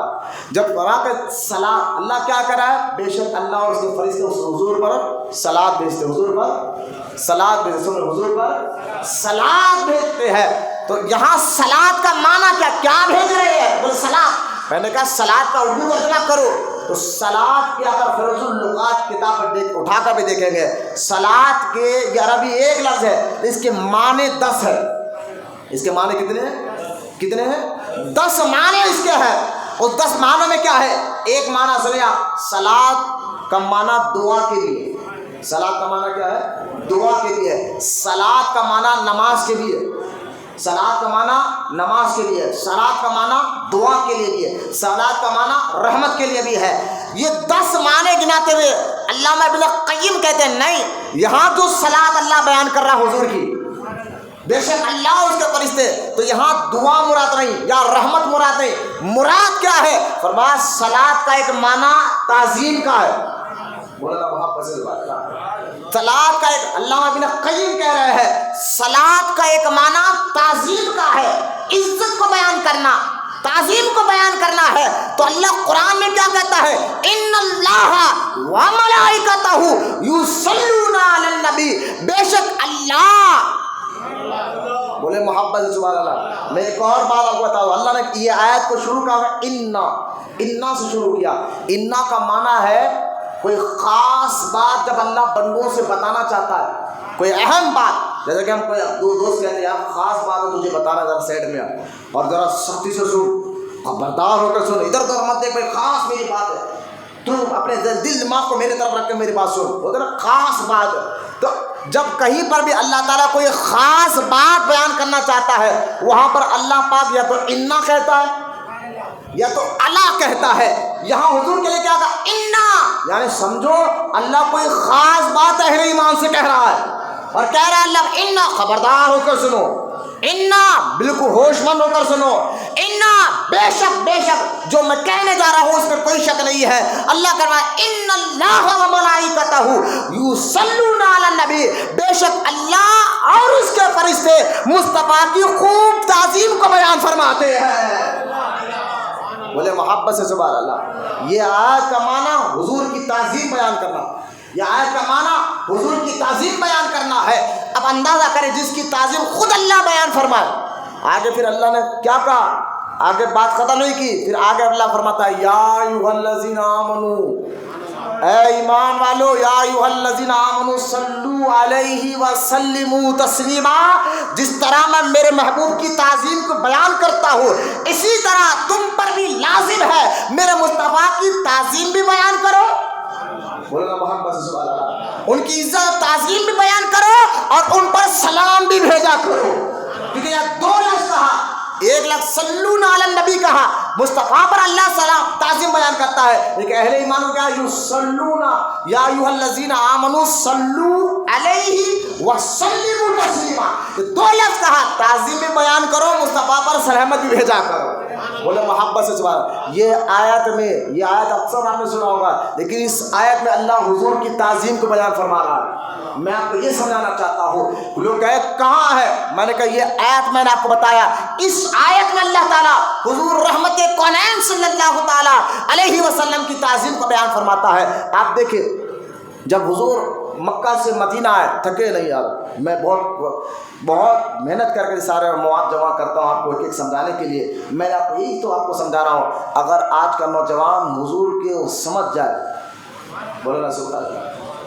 قرآن صرف نماز روزے کا حکم نہیں دیتا، بالکل قرآن میں جہاں نماز، روزہ، حج، زکوٰۃ، حرام اور حلال کے مسئلے ہیں، اسی قرآن میں اللہ تعالیٰ نے مصطفیٰ کی تعظیم کو بھی بیان فرمایا ہے، مصطفیٰ کی عزت کو بھی بیان فرمایا ہے۔ میں آپ کو بتاتا چلو، آپ دیکھیں جب عبداللہ بن سلام، یہ عبداللہ بن سلام رضی اللہ تعالیٰ عنہ کون ہے؟ یہ یہودی تھے، قبیلہ یہودی کے، اور یہود کے بڑے عالم بھی تھے۔ عبداللہ بن سلام جن کا نام ہے، یہودی تھے پہلے، اور یہود میں بڑے عالم بھی تھے۔ اور دیکھیں قرآن میں اللہ فرماتا ہے یہود اور نصارہ، یہ دو لوگ، یہودی قوم اور نصارہ قوم، یہ بڑے خطرناک قسم کے لوگ ہوتے ہیں۔ انہی لوگوں نے تو یہ شوشل چھوڑے تھے کہ اصل وہ شوشلہ آیا چھوڑا تو یہود اور نصارہ نے، وہ ہندوستان میں بھی آیا ہو، وہ کیا شوشلہ چھوڑا تھا یہودیوں نے، نصارہ نے، کہ حضور نے 6 سال کی عمر سے کی لڑکی سے کیوں شادی کی، سید عائشہ کی عمر 6 سال تھی، کیوں شادی کی؟ یہ جملہ بولنے والے یہود و نصارہ تھے۔ حالات میں فرانس میں آپ دیکھ لیں، جو اٹلی میں آپ دیکھ لیں، اور جو ہے جس طرح کی حرکت حضور کی شادی، تو یہ جملہ ہندوستان میں بھی آیا۔ اور میں نے جمعہ میں بتایا، یہ بچے ذہن میں رکھے بات کو، یہ میں نے گزشتہ جمعہ آپ کو بتایا ہے، نبی کریم صلی اللہ تعالیٰ علیہ وسلم نے نکاح سیدہ عائشہ صدیقہ کے ساتھ 6 سال کی عمر میں نہیں، 17 سال کی عمر میں کیا۔ یہ صحیح حدیث میں ذہن میں آپ کو رکھنا ہوگا، تاریخی اختلافات رہا ہے، بخاری میں حدیث ہے، میں نے اس پر بہت ڈیٹیل سے بات کی ہے، گزشتہ جمعہ کا بیان دے سکتے جمال مصطفیٰ، میں نے اس پر بتایا حضور نے جب سیدہ عائشہ کے ساتھ نکاح فرمایا اس وقت آپ کی عمر 17 سال تھی، یہ ذہن میں رکھے، ان کی باتوں میں نہ۔ لیکن آپ دیکھیں یہ باتوں کو لے کر حضور کے بارے میں بولا جائے، جبکہ جن کی تعظیم اللہ خود قرآن میں بیان فرما رہا ہو، وہ کیسی شان والے آقا ہو گئے۔ اب میرے حدیث کو آپ غور کریں، عبداللہ بن سلام کی میں بات کر رہا تھا، یہ ایک بار حضرت عمر کہتے رضی اللہ تعالیٰ، اے عبداللہ بن سلام، تمہاری قوم یہود بڑی ٹائٹ مزاج کی، وہ کسی بات کو جلدی مانتی نہیں، اور اتنی خطرناک اور ٹائٹ مزاج کی ہے، قرآن میں اللہ کہتا ہے اے ایمان والو یہود اور نصارہ سے دوستی نہ کرو۔ بھائی بولے محبت سے سبحان اللہ۔ میں آپ دیکھیں جن کے بارے میں اللہ ڈائریکٹ نام لے کر کے قرآن میں ڈائریکٹ آیت اتار دے اور کہے کہ اے ایمان والو یہود اور نصارہ سے دوستی، تو سوچیے یہ قوم کتنی خطرناک ہے، یہود اور نصارہ۔ یہ قوم بڑی ڈیپ، کوئی بات کو جلدی مانتی نہیں تھی، جلدی سمجھتی نہیں تھی، لہذا عبداللہ بن سلام اسی یہودی قوم سے تھے۔ جب وہ ایمان لائے، فاروق اعظم ایک مرتبہ پوچھتے ہیں اے عبداللہ بن سلام، تم ایمان کیسے لا لے؟ تمہاری قوم تو جلدی کی کوئی بات کو مانتی نہیں ہے، لیکن تم ایمان کیسے لا لیے؟ تو عبداللہ بن سلام کہتے کہ دیکھو میں بھی یہود کہتے کہ توریت اور انجیل جو موسیٰ علیہ السلام پر توریت اتری، عیسیٰ علیہ السلام پر انجیل اتری، ان کتابوں میں بھی اللہ تعالیٰ نے ہمارے نبی کی شان کو بیان فرمایا تھا۔ تو یہ عالم، یہود کے عالم تھے عبداللہ بن سلام، حدیث پاک ہے، صحابی رسول عبداللہ بن سلام کہتے ہیں کہ یقین جانیے جب حضور مکہ چھوڑ کر مدینہ آئے، مدینہ آنے سے پہلے حضور مقام خبا میں کھڑے تھے، 5 یا 6 دن تک خبا کے مقام پر حضور کھڑے تھے، اور وہاں پر آپ نے مسجد خبا بھی آپ نے دیکھا ہوگا، جو لوگ حج کے لیے عمرے کے لیے گئے، وہاں پھر خبا سے آپ مدینہ 6 دن کے بعد مدینہ منورہ آئے تھے، لیکن حضور جب مکے سے ہجرت کر گئے تو پہلے مقام خبا میں کھڑے تھے 5 یا 6 دن۔ تو عبداللہ بن سلام کہتے ہیں جب حضور خبا کے مقام پر کھڑے تھے تو میرا دادا حضور سے ملنے کے لیے آیا، اور جب حضور سے مل کر، کیونکہ کئی یہودی حضور سے ملنے آ رہے تھے، کیونکہ ان یہودیوں کو پتا تھا، قرآن میں اللہ خود کہتا ہے اے محبوب یہ نبی جو ہے، اے محبوب یہ یہودی جو ہے تجھے ایسا پہچانتے ہیں. قرآن میں سورہ عمران آیت نمبر 81 میں آپ دیکھیں, سورہ مائدہ میں بھی اللہ پاک نے ذکر فرمایا کہ یہودی حضور کو پہچانتے تھے. کیسے پہچانتے تھے؟ حضور کا سارا حلیہ, حضور کی ساری عادتیں اللہ نے پہلے کی آسمانی کتاب توریت میں بھی بیان فرمایا تھا اور انجیل میں بھی بیان فرمایا تھا. تو یہودی اس کتاب کے ذریعے حضور کی عطاؤں, یہاں تک کہ حضور کس کلر کا کپڑا پہنیں گے, سر پر امامہ کیسا ہوگا, آنکھوں کی بہوئی کیسے ہوگی, چہرے کا رخسار کیسا ہوگا, داڑھی کیسے ہوگی, اتنی ڈیٹیل کے ساتھ اللہ تعالیٰ نے توریت میں ہمارے نبی کا حلیہ بیان فرمایا تھا. بولے محبت, تو ان یہودیوں کو پتا تھا کہ حضور ہوگے کیسے, کب آئے گی, کس تاریخ میں, سارے ڈیٹیل تھی.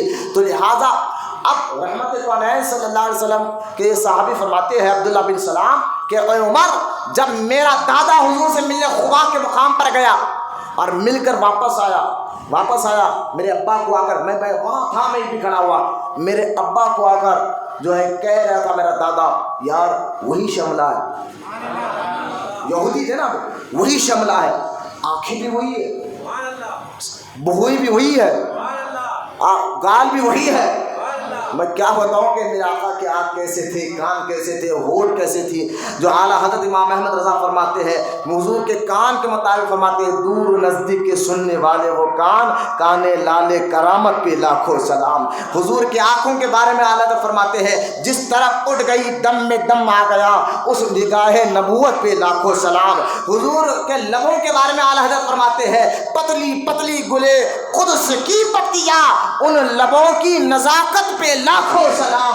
ہاں, حضور کے زبان کے بارے میں اعلیٰ حضرت فرماتے ہیں, جو وہ زبان جس کو سب کن کی کنجی کہے, وہ زبان جس کو سب کن کی کنجی کہے, اس کی نافذ حکومت پہ لاکھوں سلام. یا سنو, میرے آقا کے حسن و جمال کو اللہ پاک نے ایسا بیان فرمایا توریت میں بھی, انجیل میں بھی, اور حضور دکھتے بھی ایسے تھے, محبت سے سبحان اللہ, دکھتے بھی ایسے تھے جو ایک بار دیکھتا بس دیکھتے رہ جاتا.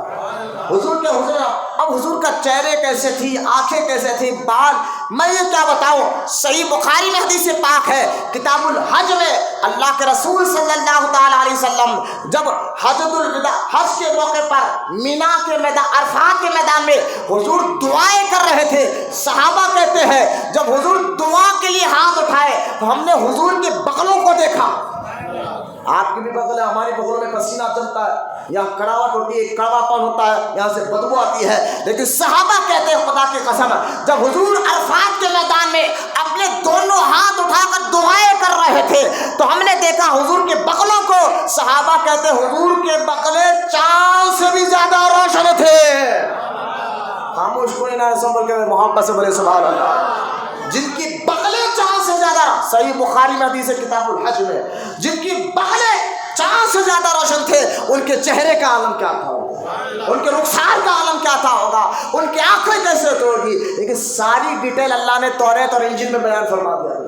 عبداللہ بن سلام کہتے ہیں, میں اپنے دادا سے سن رہا تھا, دادا آ کر کہہ رہے آنکھ بھی وہی ہے, امامہ بھی وہی بن کر آئے. یعنی اللہ پاک نے پہلے کتابوں میں کہا میرا محبوب جب مکہ سے مدینہ آئے گا تو سر پر کون سے کلر کا امامہ ہوگا وہ بھی بیان فرما دیا تھا. کہا امامہ بھی وہی ہے, آنکھیں بھی وہی ہے, ہونٹ بھی ویسے ہی ہے, داڑھی بھی ویسی ہے, وہی ہے جو آخر نبی جو ہماری کتابوں میں ذکر آیا. تو عبداللہ بن سلام کہتے ہیں یہ سننا تھا, میں حضور کی بارگاہ میں آیا, یہ سنتے ہی میری آنکھوں میں چمک پیدا ہوئی اور حضور کی بارگاہ میں آیا اور میں نے آ کر فوراً اسلام قبول فرمایا. لیکن عبداللہ بن سلام جہاں آئے ایک سوال کر اسلام قبول کرے, میں اس پر نہیں جاتا. میں آپ کو سمجھانا چاہتا ہوں یہودی قوم اتنی ڈھیٹ قوم, اتنی خطرناک قوم, کوئی جلدی کوئی بات کو نہیں مانتی تھی.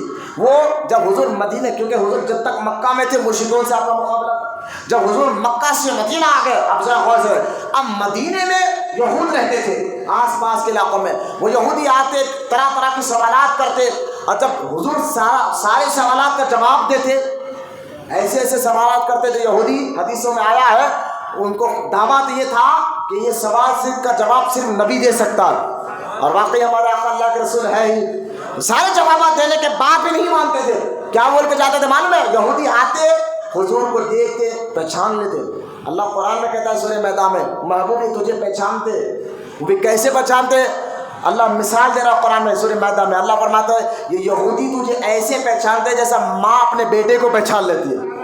ماں اپنے بیٹے کو جیسا پہچان لیتی ہے، ہزاروں لوگوں میں بھی بیٹا ہو تو ماں پہچان لیتی ہے۔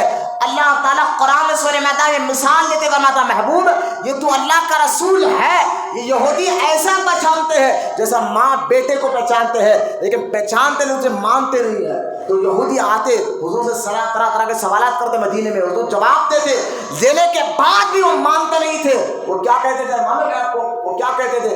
بولے نہیں ہم تو موسیٰ کے ماننے والے ہیں، ہم تمہیں کیوں مانے، ہم تمہاری بات کیوں سنیں، ہم تمہیں کیوں مانے، ہم تمہاری بات نہیں مانیں گے، ہم موسیٰ کے چاہنے والے ہیں، ہم عیسائی کہتے ہیں ہم عیسیٰ کے چاہنے والے ہیں، ہم بھی اللہ کے محبوب ہیں، اللہ کے لاڈلے ہیں، جب موسیٰ کو ہم نے مان لیا تو تمہیں کیوں مانے۔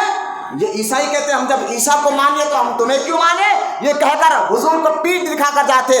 تب اللہ تعالیٰ نے سورہ ال عمران میں حضور کی تعظیم کیسے بیان فرمائی دیکھے، جب یہودی آ کر حضور کا ایسے بول کر جانے لگے ہم بھی اللہ کے لاڈلے ہیں، ہم بھی اللہ کے چاہنے والے ہیں، ہم بھی موسیٰ کے ماننے والے، ہم تمہیں کیوں مانے، تو اللہ نے قرآن میں فرمایا محبوب سورہ ال عمران آیت نمبر 81 میں اللہ فرماتا محبوب آیت میثاق نازل ہوئی جس میں اللہ فرماتا محبوب یاد کرو اس وقت کو، سورہ ال عمران اللہ محبوب یاد کرو اس وقت کو جب ہم نے سارے نبیوں کو بلا کر وعدہ لیا تھا، عالم ارواح میں سارے نبیوں سے ہم نے وعدہ لیا تھا کہ اے آدم تم دنیا میں جاؤ گے میں نبی بناؤں گا رسول بناؤں گا، اے موسیٰ تم دنیا میں جاؤ گے میں نبی بناؤں گا رسول بناؤں گا، نوح ابراہیم یحییٰ زکریا کما بیش 1,24,000 انبیاء السلام سارے نبیوں سے اللہ نے وعدہ لیا، دنیا میں بیٹے سے بھی اللہ وعدہ لیا اور کہتا ہے اللہ کہ اے آدم اے موسیٰ ابراہیم زکریا یحییٰ سنو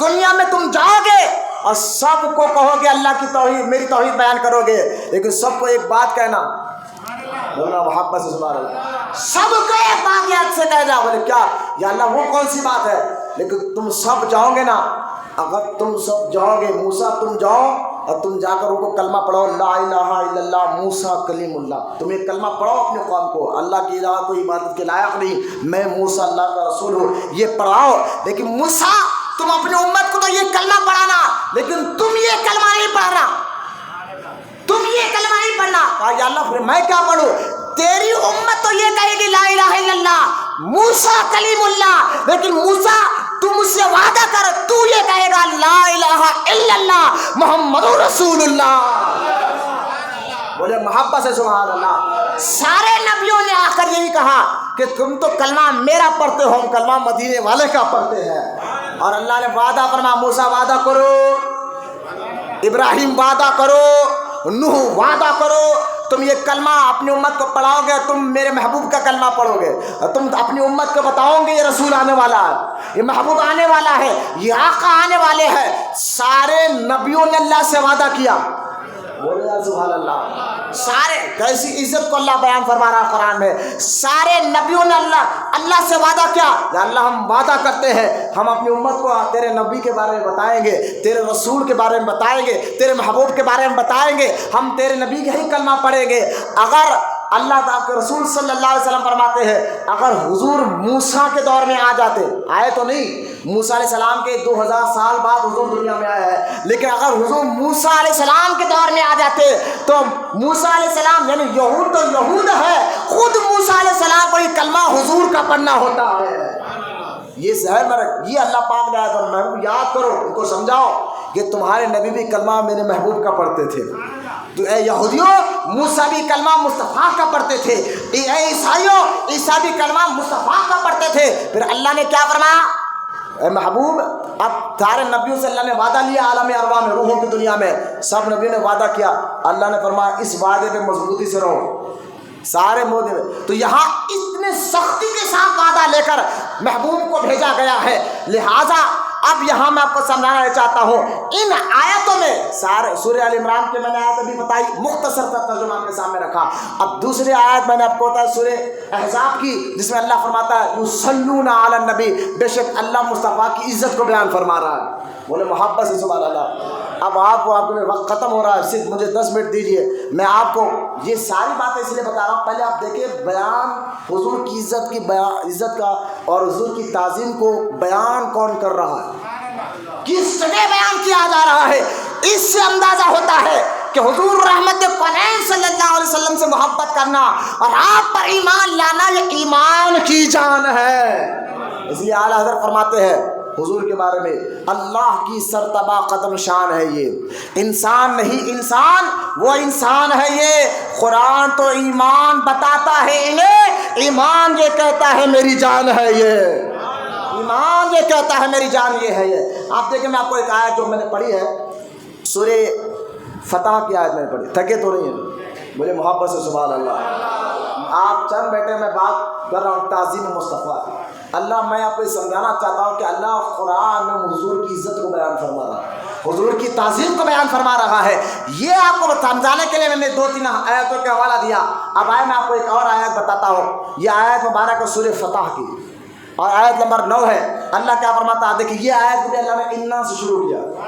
میں نے بھی کہا جب بھی کوئی آیت انا سے شروع ہو رہی ہے تو سمجھو کوئی خاص بات ہے جو اللہ خبردار کر کر ہمیں سنانا چاہ رہا، خبردار ہو جاؤ، کوئی خاص بات۔ اب اللہ کیا کہتا ہے؟ فرما اللہ انا ارسلناک شاہدا ومبشرا ونذیرا، بولے محبت سے سبحان اللہ۔ اللہ فرماتا ہے بے شک میرا محبوب شاہد ہے، مبشر ہے، نذیر ہے۔ شاہد کس کو کہتے ہیں؟ شاہد کہتے ہیں گواہ دینے والوں، گواہ دینے والے کو کیا کہتے ہیں؟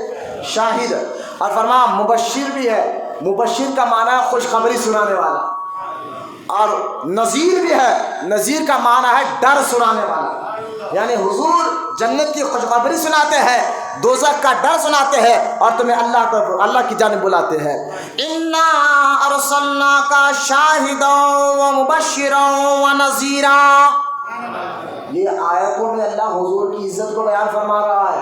یا نماز، روزہ، حج، زکوٰۃ کا ذکر، حرام حلال کا ذکر نہیں، بلکہ ساری عبادتوں کی جان مصطفیٰ کی عظمت کا ذکر ہو رہا ہے۔ اب غور کریں آگے کیا فرما اللہ پاک، یہ بات ختم نہیں کی، آگے فرما اللہ فرماتا ہے لِتُؤْمِنُوا بِاللَّهِ وَرَسُولِهِ۔ یہ جملہ غور کرنا، اللہ فرماتا ہے بے شک میرا محبوب شاہد ہے، مبشر ہے، نذیر ہے۔ پھر آگے فرمایا لِتُؤْمِنُوا بِاللَّهِ وَرَسُولِهِ، اس رسول اللہ پر بھی ایمان لاؤ اور اس رسول پر بھی ایمان لاؤ، اللہ پر بھی ایمان لاؤ اور اس رسول پر بھی ایمان لاؤ۔ پھر آگے اللہ فرماتا ہے وَتُعَذِّرُوهُ وَتُوَقِّرُوهُ، اور پھر اس رسول کی خوب عزت کرو، بولو یار محبت سے سبحان اللہ، خوب تعظیم کرو۔ پھر آگے فرمانا اللہ تھا وَتُسَبِّحُوهُ بُكْرَةً وَأَصِيلًا۔ اس آیت میں اللہ نے 3 باتوں کا ہمیں حکم عطا فرمایا۔ کتنے باتوں کا؟ کتنے باتوں کا؟ پہلی بات اللہ فرماتا ہے ایمان لاؤ اللہ پر، رسول پر۔ کیا فرمایا؟ اللہ پر اور رسول پر ایمان لاؤ۔ دوسری بات اللہ فرماتا ہے پھر اس رسول کی خوب تعظیم کرو، خوب تعظیم کرو۔ اور تیسری بات اللہ فرماتا ہے پھر میری عبادت کرو۔ اس آیت کی ترتیب کو دیکھیں، کس اسٹیپ کے بعد اللہ پاک نے کن اپنی باتوں کو بیان فرمایا ہے، کس ترتیب کے ساتھ اللہ نے قرآن میں آیتوں کو نازل فرمایا ہے۔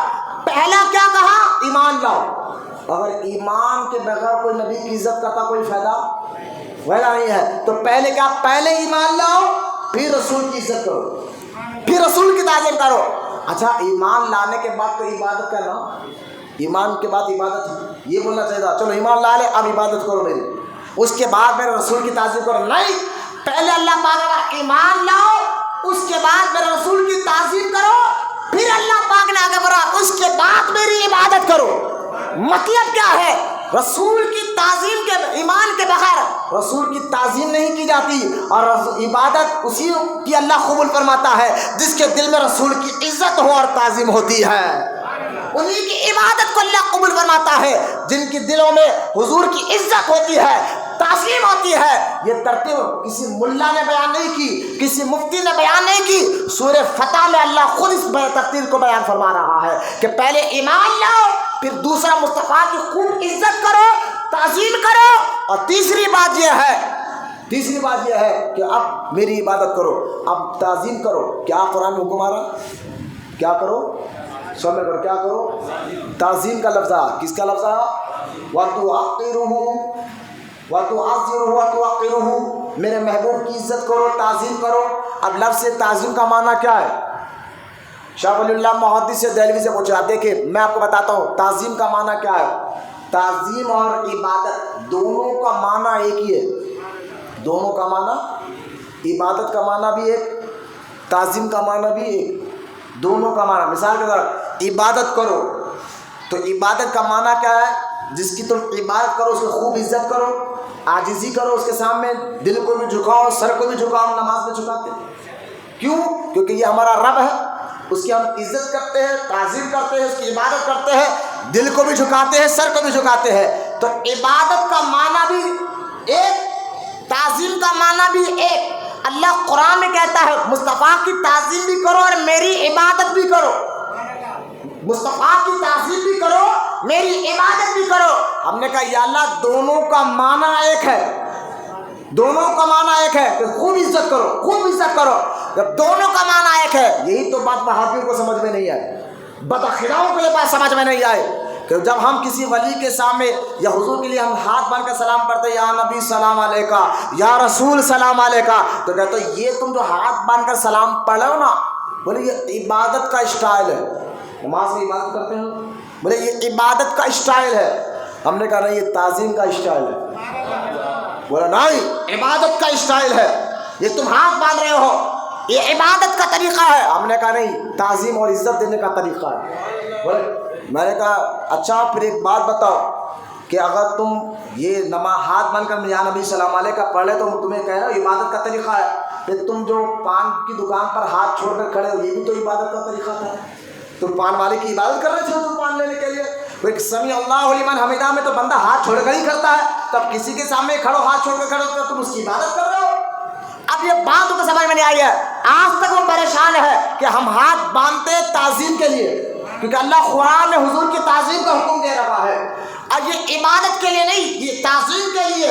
اگر ہم حضور کا نام چوم رہے ہیں، آج تک لوگ پریشان ہیں کہاں سے چوم رہے، کون چوماتا؟ ارے بھائی حدیثیں تو بہت ہے کہ ابو بکر صدیق نے بھی چوما ہے، آدم علیہ السلام نے بھی چوما ہے، حدیثیں تو بہت ہے، لیکن مجھے بتاؤ اللہ نے قرآن میں حضور کی تعظیم کا حکم دیا یا نہیں دیا؟ بولے دیا، بولے کہ تعظیم کا ایک اسٹائل ہے، نام چننا تعظیم کا اسٹائل ہے، ہم عزت دے رہے ہیں، ہم تعظیم کر رہے ہیں۔ لیکن شاہ ولی اللہ محدث دہلوی بڑی پیاری بات کہتے ہیں، جب دونوں کا معنی ایک ہے عبادت اور تعظیم دونوں کا معنی ایک ہے تو دونوں میں فرق کیسے ہوگا؟ دونوں میں فرق کیسے ہوگا؟ شاہ ولی اللہ محدث دہلوی فرماتے ہیں دونوں میں فرق نیت سے ہوگا۔ مولانا محبت سے سبحان اللہ، دونوں میں فرق نیت سے ہوگا۔ اگر نماز کے لیے ہاتھ باندھو نیت یہ ہو کہ ہم اللہ کے لیے، تو یہ عبادت ہے، یہ کیا ہے؟ عبادت ہے۔ اور حضور کے لیے سلام کے لیے ہاتھ باندھو نیت یہ نبی کی عزت، نبی کی عزت کے لیے، تو فرمائے تعظیم کا اسٹائل ہے۔ تو دونوں میں فرق نیت کا ہے، اور یہ فرق لانا ہی پڑے گا، کیونکہ جہاں اللہ قرآن میں اپنی عبادت کا حکم دے رہا ہے وہیں پر اللہ قرآن میں نبی کی تعظیم کا بھی حکم عطا فرما رہا ہے۔ بولے محبت سے سبحان اللہ۔ کون اٹھ رہا ہے جا رہا ہے جانے دیجیے، آپ لوگ بیٹھیے، یہ لوگ ایسے ہی ہے، ہوٹلوں میں بیٹھ جائیں گے 4-4 5-5 گھنٹے، فونوں میں ساری رات بیٹھ جائیں گے، لیکن مسجد میں بیٹھنا ان کو بے چینی نظر آئے۔ خدا کے واسطے کون اٹھ رہا ہے جا رہا ہے توجہ نہ دے۔ آپ میرے باتوں کو غور کرے، پہلی آیت اور دوسری آیت میں اللہ فرماتا ہے، یہ سورہ اعراف کی آیت ہے، سورہ اعراف میں اللہ فرماتا ہے کہ اے محبوب، یعنی جو اس رسول، کیونکہ وقت اجازت نہیں دے رہا میں آیت نہیں پڑھوں گا، صرف ترجمہ آپ کے سامنے سناؤں گا۔ سورہ اعراف آیت نمبر 157 اللہ ارشاد فرماتا ہے جو اس رسول پر ایمان لائے، جو اس رسول پر ایمان لائے اور اس کی تعظیم کرے۔ بولو یا سبحان اللہ۔ میں نے کہا تعظیم والے بھی آیات پبلک کو سناؤ، پڑھو، جہاں قرآن حرام حلال کے مسئلے بتاتا ہے، نماز روزے کے مسئلے بتاتا ہے، وہیں پر حضور کی عظمت اور ان کی تعظیم کا بھی قرآن ذکر فرماتا ہے۔ خود اللہ پاک قرآن میں بیان کروا رہا ہے جو اس رسول پر ایمان لائے اور ان کی تعظیم کرے۔ دوسرا جملہ کیا؟ اور ان کی تعظیم کرے اور اس کی مدد کرے، پھر اس نور کی اتباع کرے جو اس کے ساتھ اترا، وہی کامیاب ہونے والا ہے۔ یعنی اس نور سے مراد قرآن ہے، نبی کے ساتھ قرآن ہی آیا ہے نا، حضور پر قرآن ہی اترا، اللہ قرآن کو نور کہہ رہا ہے۔ اللہ پہلے کیا کر رہا ہے؟ اس رسول پر ایمان لاؤ اور اس رسول کی تعظیم کرو، پھر جو اس رسول پر قرآن نور اترا ہے اس کی اتباع کرو، تم کامیاب ہو جاؤ گے دونوں جہاں میں۔ بولے محبت سے سبحان اللہ۔ یہ دوسری آیت جس میں اللہ حضور کی تعظیم کا ذکر کر رہا ہے، اب اور آیت میں آپ کو بتاتا ہوں، یہ آیت مبارک جو ہے سورہ الحجرات آیت نمبر 2 ہے، سورہ الحجرات آیت نمبر 2 ہے، جس میں اللہ فرماتا ہے اے ایمان والو۔ اب دیکھیے بھائی، اگر یہاں حضور کی تعظیم کی بات آئے، میں ایک بات آسان کر کے آپ کو سمجھاتا ہوں، وقت ختم کر رہا ہوں۔ آپ غور کریں، اگر کوئی بادشاہ قانون بناتا ہے تو جو بادشاہ ہوتا ہے، وہ جو راجا مہاراجا، وہ اپنے دربار کا ایک قانون بناتا ہے، اور وہ قانون بنا کر کہتا ہے کہ جو میرے دربار میں آنا چاہتا ہے، جو مجھ سے ملاقات کرنا چاہتا ہے، وہ دربار میں ایسا ہے، ایسا بیٹھے، یہ قانون ہے، یہ طریقہ ہے، یہ ذریعہ ہے۔ اب اس قانون کی پیروی کرتے ہوئے، اس رولز کے ساتھ اس بادشاہ، آج بھی دیکھیں نا، اگر سی ایم سے ملنا ہے تو کئی ایک رولز ہے کہ آپ کو کہاں کہاں پہلے آپ کو پرمیشن دینا پڑے گا، کہاں آپ کو اپلائی کرنا پڑے گا، کس طریقے سے جا کر بعد میں اپائنٹمنٹ ملے گا، تب اس طریقے سے آپ جا کر سی ایم سے مل سکتے ہیں۔ وہ طریقے سی ایم خود بنا، بھائی یہاں جاؤ، یہاں یہ درخواست ڈالو، یہاں یہ درخواست ڈالو، یہاں یہ درخواست ڈالو، کمشن آفس میں جاؤ، وہاں سارا اپنا ڈیٹیل بتاؤ، اس کے بعد آخر میں سی ایم صاحب ملیں گے۔ ایک بادشاہ اپنے دربار کے رولس بناتا ہے، اور ایک بادشاہ اپنے دربار کے طریقے بتاتا ہے۔ اگر کوئی ڈائریکٹ مل ہے، اگر کوئی، اب ہمارے سی ایم صاحب جو جا کر بیٹھتے ہیں، ان کے آفس میں کوئی سی ایم آفس میں ڈائریکٹ گھسنے کی کوشش کرے تو آپ کو معلوم ہے کہ کتنے دفعے اس کے اوپر لگ جائیں گے، کتنے قانون کے دفعے اس پر لگ جائیں گے، کیا کیا اس کو کہا جائے گا، مجرم کہا جائے گا، آتنکوادی کہا جائے گا، نہ جانے کیا کیا کہا جائے گا۔ ہاں، جو رول سے آئے، قانون کے تحت آئے، جو قانون سی ایم بناتے ہیں، جو بادشاہ بناتے ہیں، اس تحت آئے تو آپ کو عزت دی جائے گی، آپ کا مرتبہ بڑھایا جائے گا۔ لہٰذا اسی طرح آپ دیکھیں، جب تک بادشاہ، اچھا یہ قانون کب تک رہتا ہے؟ جب تک ان کی حکومت ہے، جب تک یہ پارٹی ہے، جب تک ان کا طریقہ، جیسے یہ پارٹی ختم، دوسری پارٹی ہے تو ان کا اپنا طریقہ ہوگا۔ یہ قانون جو بناتے ہیں، جب تک وہ بادشاہ زندہ رہا اس کا قانون چلتا رہا، بادشاہ ختم یا اس کی سیٹ ختم تو قانون بھی ختم، دوسرا بادشاہ، دوسرا قانون آیا، پھر دوسرا طریقہ آیا۔ یہ مثال ذہن میں رکھے۔ اب اللہ کے رسول صلی اللہ تعالی علیہ وسلم نے جب حضور کی عزت اور تعظیم کی بات آئی تو اللہ پاک نے یہ نہیں کہا محبوب تم اپنے دربار کے قانون تم بتاؤ، تم اپنے دربار کے قانون بتا لو کہ تم سے بات کیسے کرنا ہے، تم سے کیسے ملاقات کرنا ہے، تم قانون بتا لو، یہ تمہارا قانون ہوگا۔ نہیں، اللہ نے یہ نہیں کہا کہ قانون تم بتا لو پیارے۔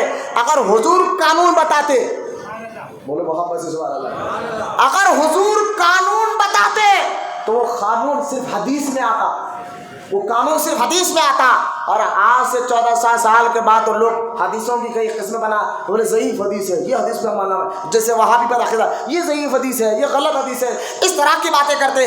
اگر حضور اپنے دربار کا قانون بناتے تو وہ باتیں حدیث میں آتی۔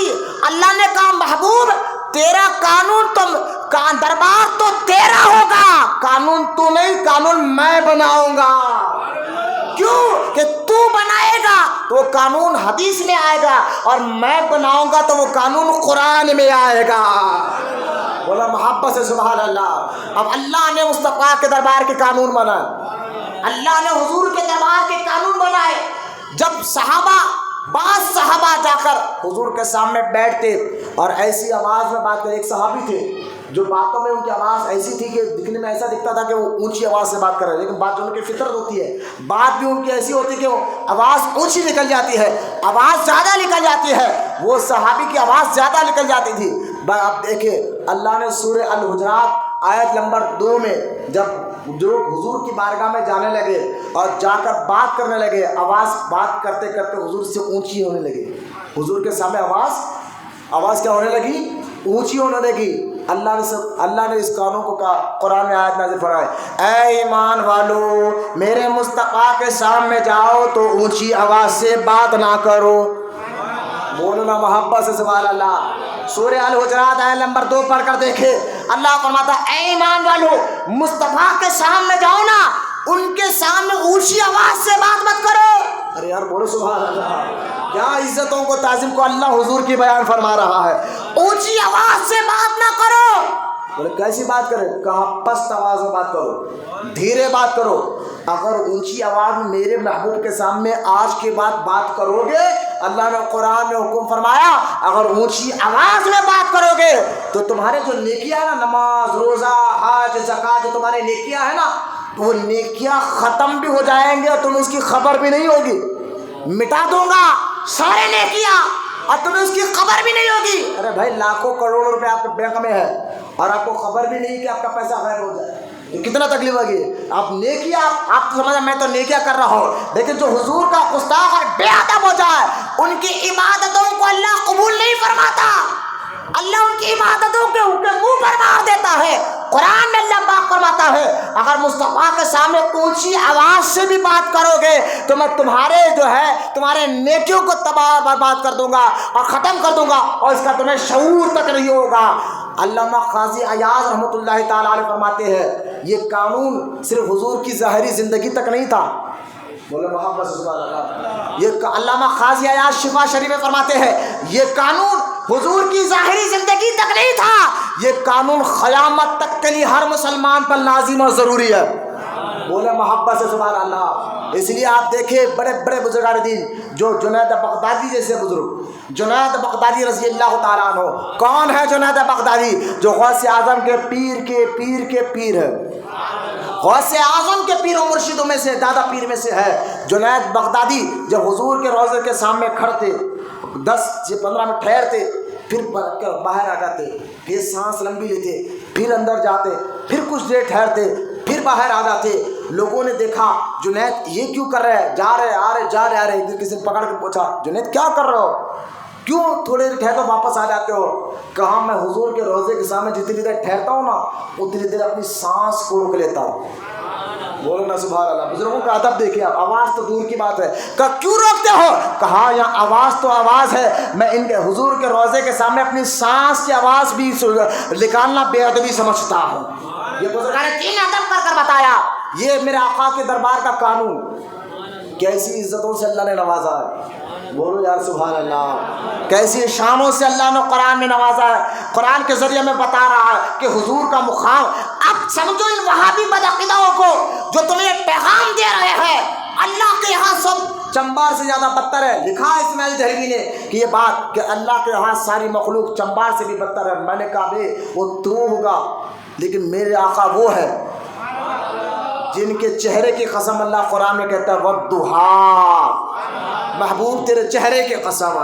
اللہ قرآن میں کہتا ہے واللیل, محبوب تیرے زلفوں کی قسم. اللہ قرآن میں کہتا ہے والعصر, محبوب تیرے زمانے کی قسم.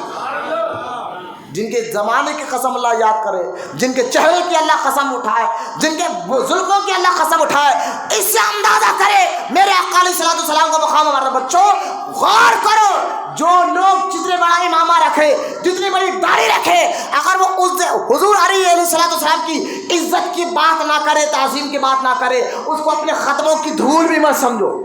اپنے قدموں کی دھول بھی مت سمجھو. چاہے وہ کتنا بڑا مولوی ہو, کتنا بڑا بدعقیدہ وہابی ہو, وہ ہماری قدموں کی دھول نہیں. کیوں؟ جو حضور کا نہیں وہ ہمارا نہیں ہو سکتا ہے, کیونکہ حضور کی تعظیم اور عزت کو اللہ بیان فرما رہا ہے. آپ دیکھیں حضور اپنے گھر میں آرام کر رہے تھے. کچھ دیہات کے رہنے والے صحابہ حضور کے گھر پر آئے اور آ کر دروازہ کھٹکھٹا, دروازہ کھٹکھٹا کر اے محمد صلی اللہ علیہ وسلم, اے محمد بن عبداللہ, اے محمد, اے محمد, آؤ باہر آؤ. وہ پکار رہے تھے حضور کو, باہر آؤ بات کرنا ہے. اللہ نے قرآن میں پھر آیت اتاری سورہ الحجرات میں, اور اللہ نے قرآن میں فرمایا کہ اے ایمان والو جب میرے محبوب کے پاس آؤ تو میرے محبوب کو ایسے مت پکارو جیسے تم آپس میں ایک دوسرے کو پکارتے ہو. بولو یار سبحان اللہ. کیا قانون بیان فرما رہا ہے سورہ الحجرات پڑھ کر دیکھیے. اللہ فرماتا ہے میرے محبوب کو ایسے مت پکارو جیسا آپس میں ایک دوسرے کو پکارتے ہو. کیوں؟ کیونکہ میرا محبوب ہے, اگر کہنا ہے تو یا رسول اللہ کہو. بولو محبت سے سبحان اللہ. اس آیت سے پتہ چل گیا کوئی حضور کو محمد کر کے نہیں پکار سکتا. پکارنا ہے تو یا رسول اللہ کہو, یا نبی اللہ کہو, یا رسول اللہ کہو. اب اور ایک دیکھیں, یہ بھی حضور کی تعظیم و عظمت کی بات ہے. میں آپ کو بتاؤں قرآن میں کئی ایسے نبی ہے جن کا اللہ نے ذاتی نام لے کر اللہ نے قرآن میں ان کو یاد کیا. اللہ نے ان کا ذاتی نام لے کر یاد کیا. جیسا کہ آپ دیکھیں اللہ نے ابراہیم علیہ السلام کے بعد یا ابراہیم ارض عن ھذا, اے ابراہیم, یہ اللہ قرآن میں یاد کرا ہے. ابراہیم علیہ السلام کا ذاتی نام کر. کئی کہتا ہے اللہ پاک یا نوح اے نوح کہہ کر پکارا، کئی بار اللہ کہتا ہے یا داؤد اے داؤد کہہ کر اللہ نے پکارا، کئی بار اللہ کہتا ہے یا زکریا اے زکریا کہہ کر اللہ نے قرآن میں یاد فرمایا، کئی بار اللہ کہتا ہے اے یحییٰ یحییٰ کہہ کر اللہ نے، یار ہر نبی کو اللہ نے موسیٰ کو موسیٰ کہہ کر پکارا، ذاتی نام لے کر۔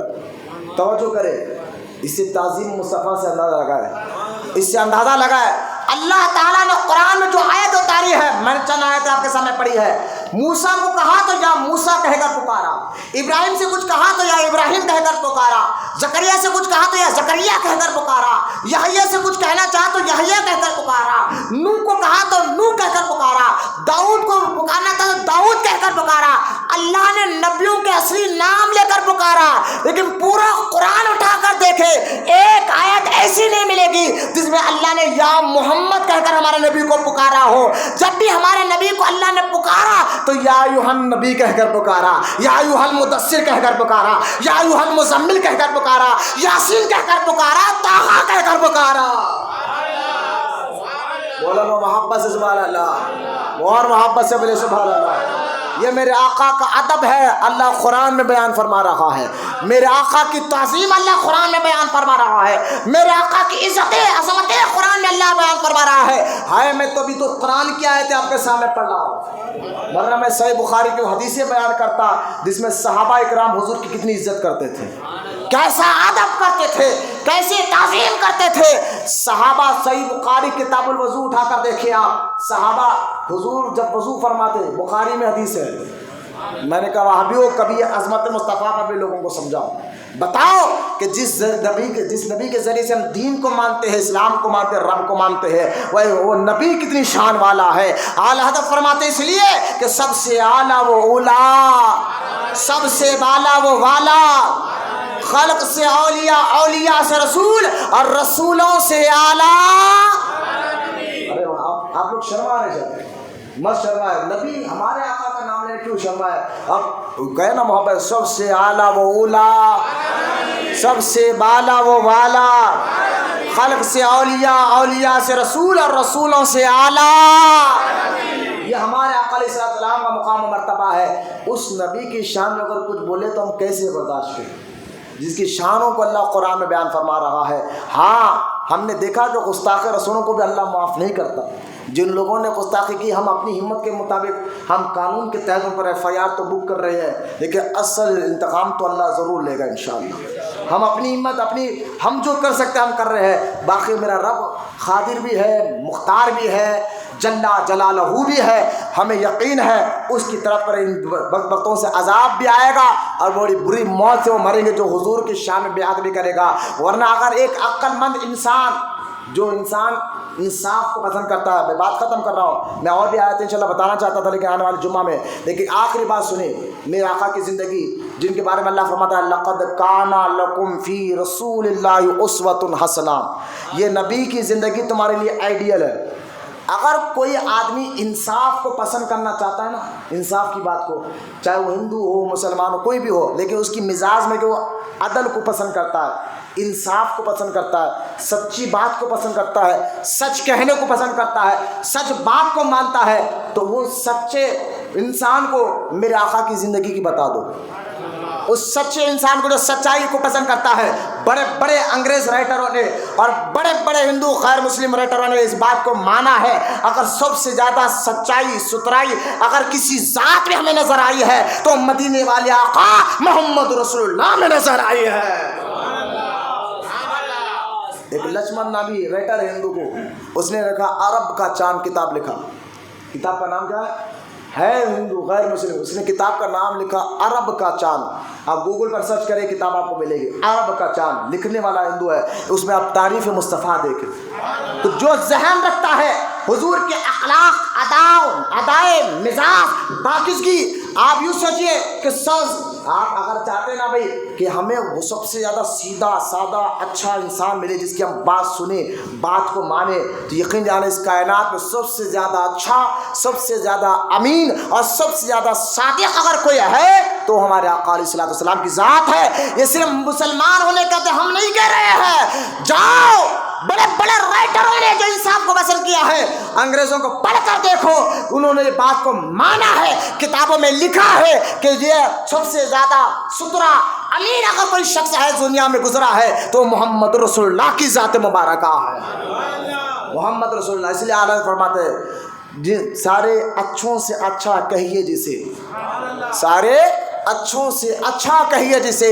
ان اچھوں سے اچھا ہمارا نبی، ان اچھوں سے اچھا ہمارا نبی۔ ہمارے آقا کے تعلیمات دیکھیں، جو لوگ چاہتے ہیں نا کہ ہم قانون کے تحت زندگی گزاریں، میں نے کہا کبھی حضور کے بتائے طریقے کو پڑھو، اپنے نہیں غیروں کو پڑھو، غیروں کو کہنا پڑھو تو میرے آقا کے تعلیمات ایسے ہو گئے، صرف میرے آقا کی زندگی کو پڑھ کر کئی غیر مسلموں نے کلمہ پڑھا ہے۔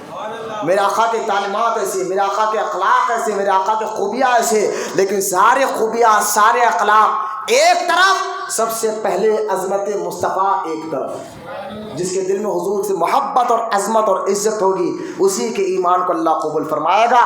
چند قرآن کی آیتیں اور حدیثوں سے میں نے عظمت مصطفیٰ آپ کے سامنے رکھا ہے، ورنہ قرآن کی ایک نہیں کئی آیتیں قرآن میں ہے جس میں اللہ حضور کی عزت کو بیان فرما رہا ہے، حضور کے ذکر کو بیان فرما رہا ہے۔ اللہ کی بارگاہ میں دعا ہے اللہ ہم تمام کو کہنے سننے سے زیادہ عمل کی توفیق عطا فرمائے، اللہ ہم تمام کو سچا عاشق رسول بنائے اور قیامت تک ہماری نسلوں میں اللہ عاشق رسولوں کو پیدا فرمائے۔ ہر سنی مسلمان کو بدعقیدہ تحریکوں وہابیوں سے ایمان اور عقیدے کی حفاظت فرمائے۔ وما علینا الا البلاغ والحمد للہ۔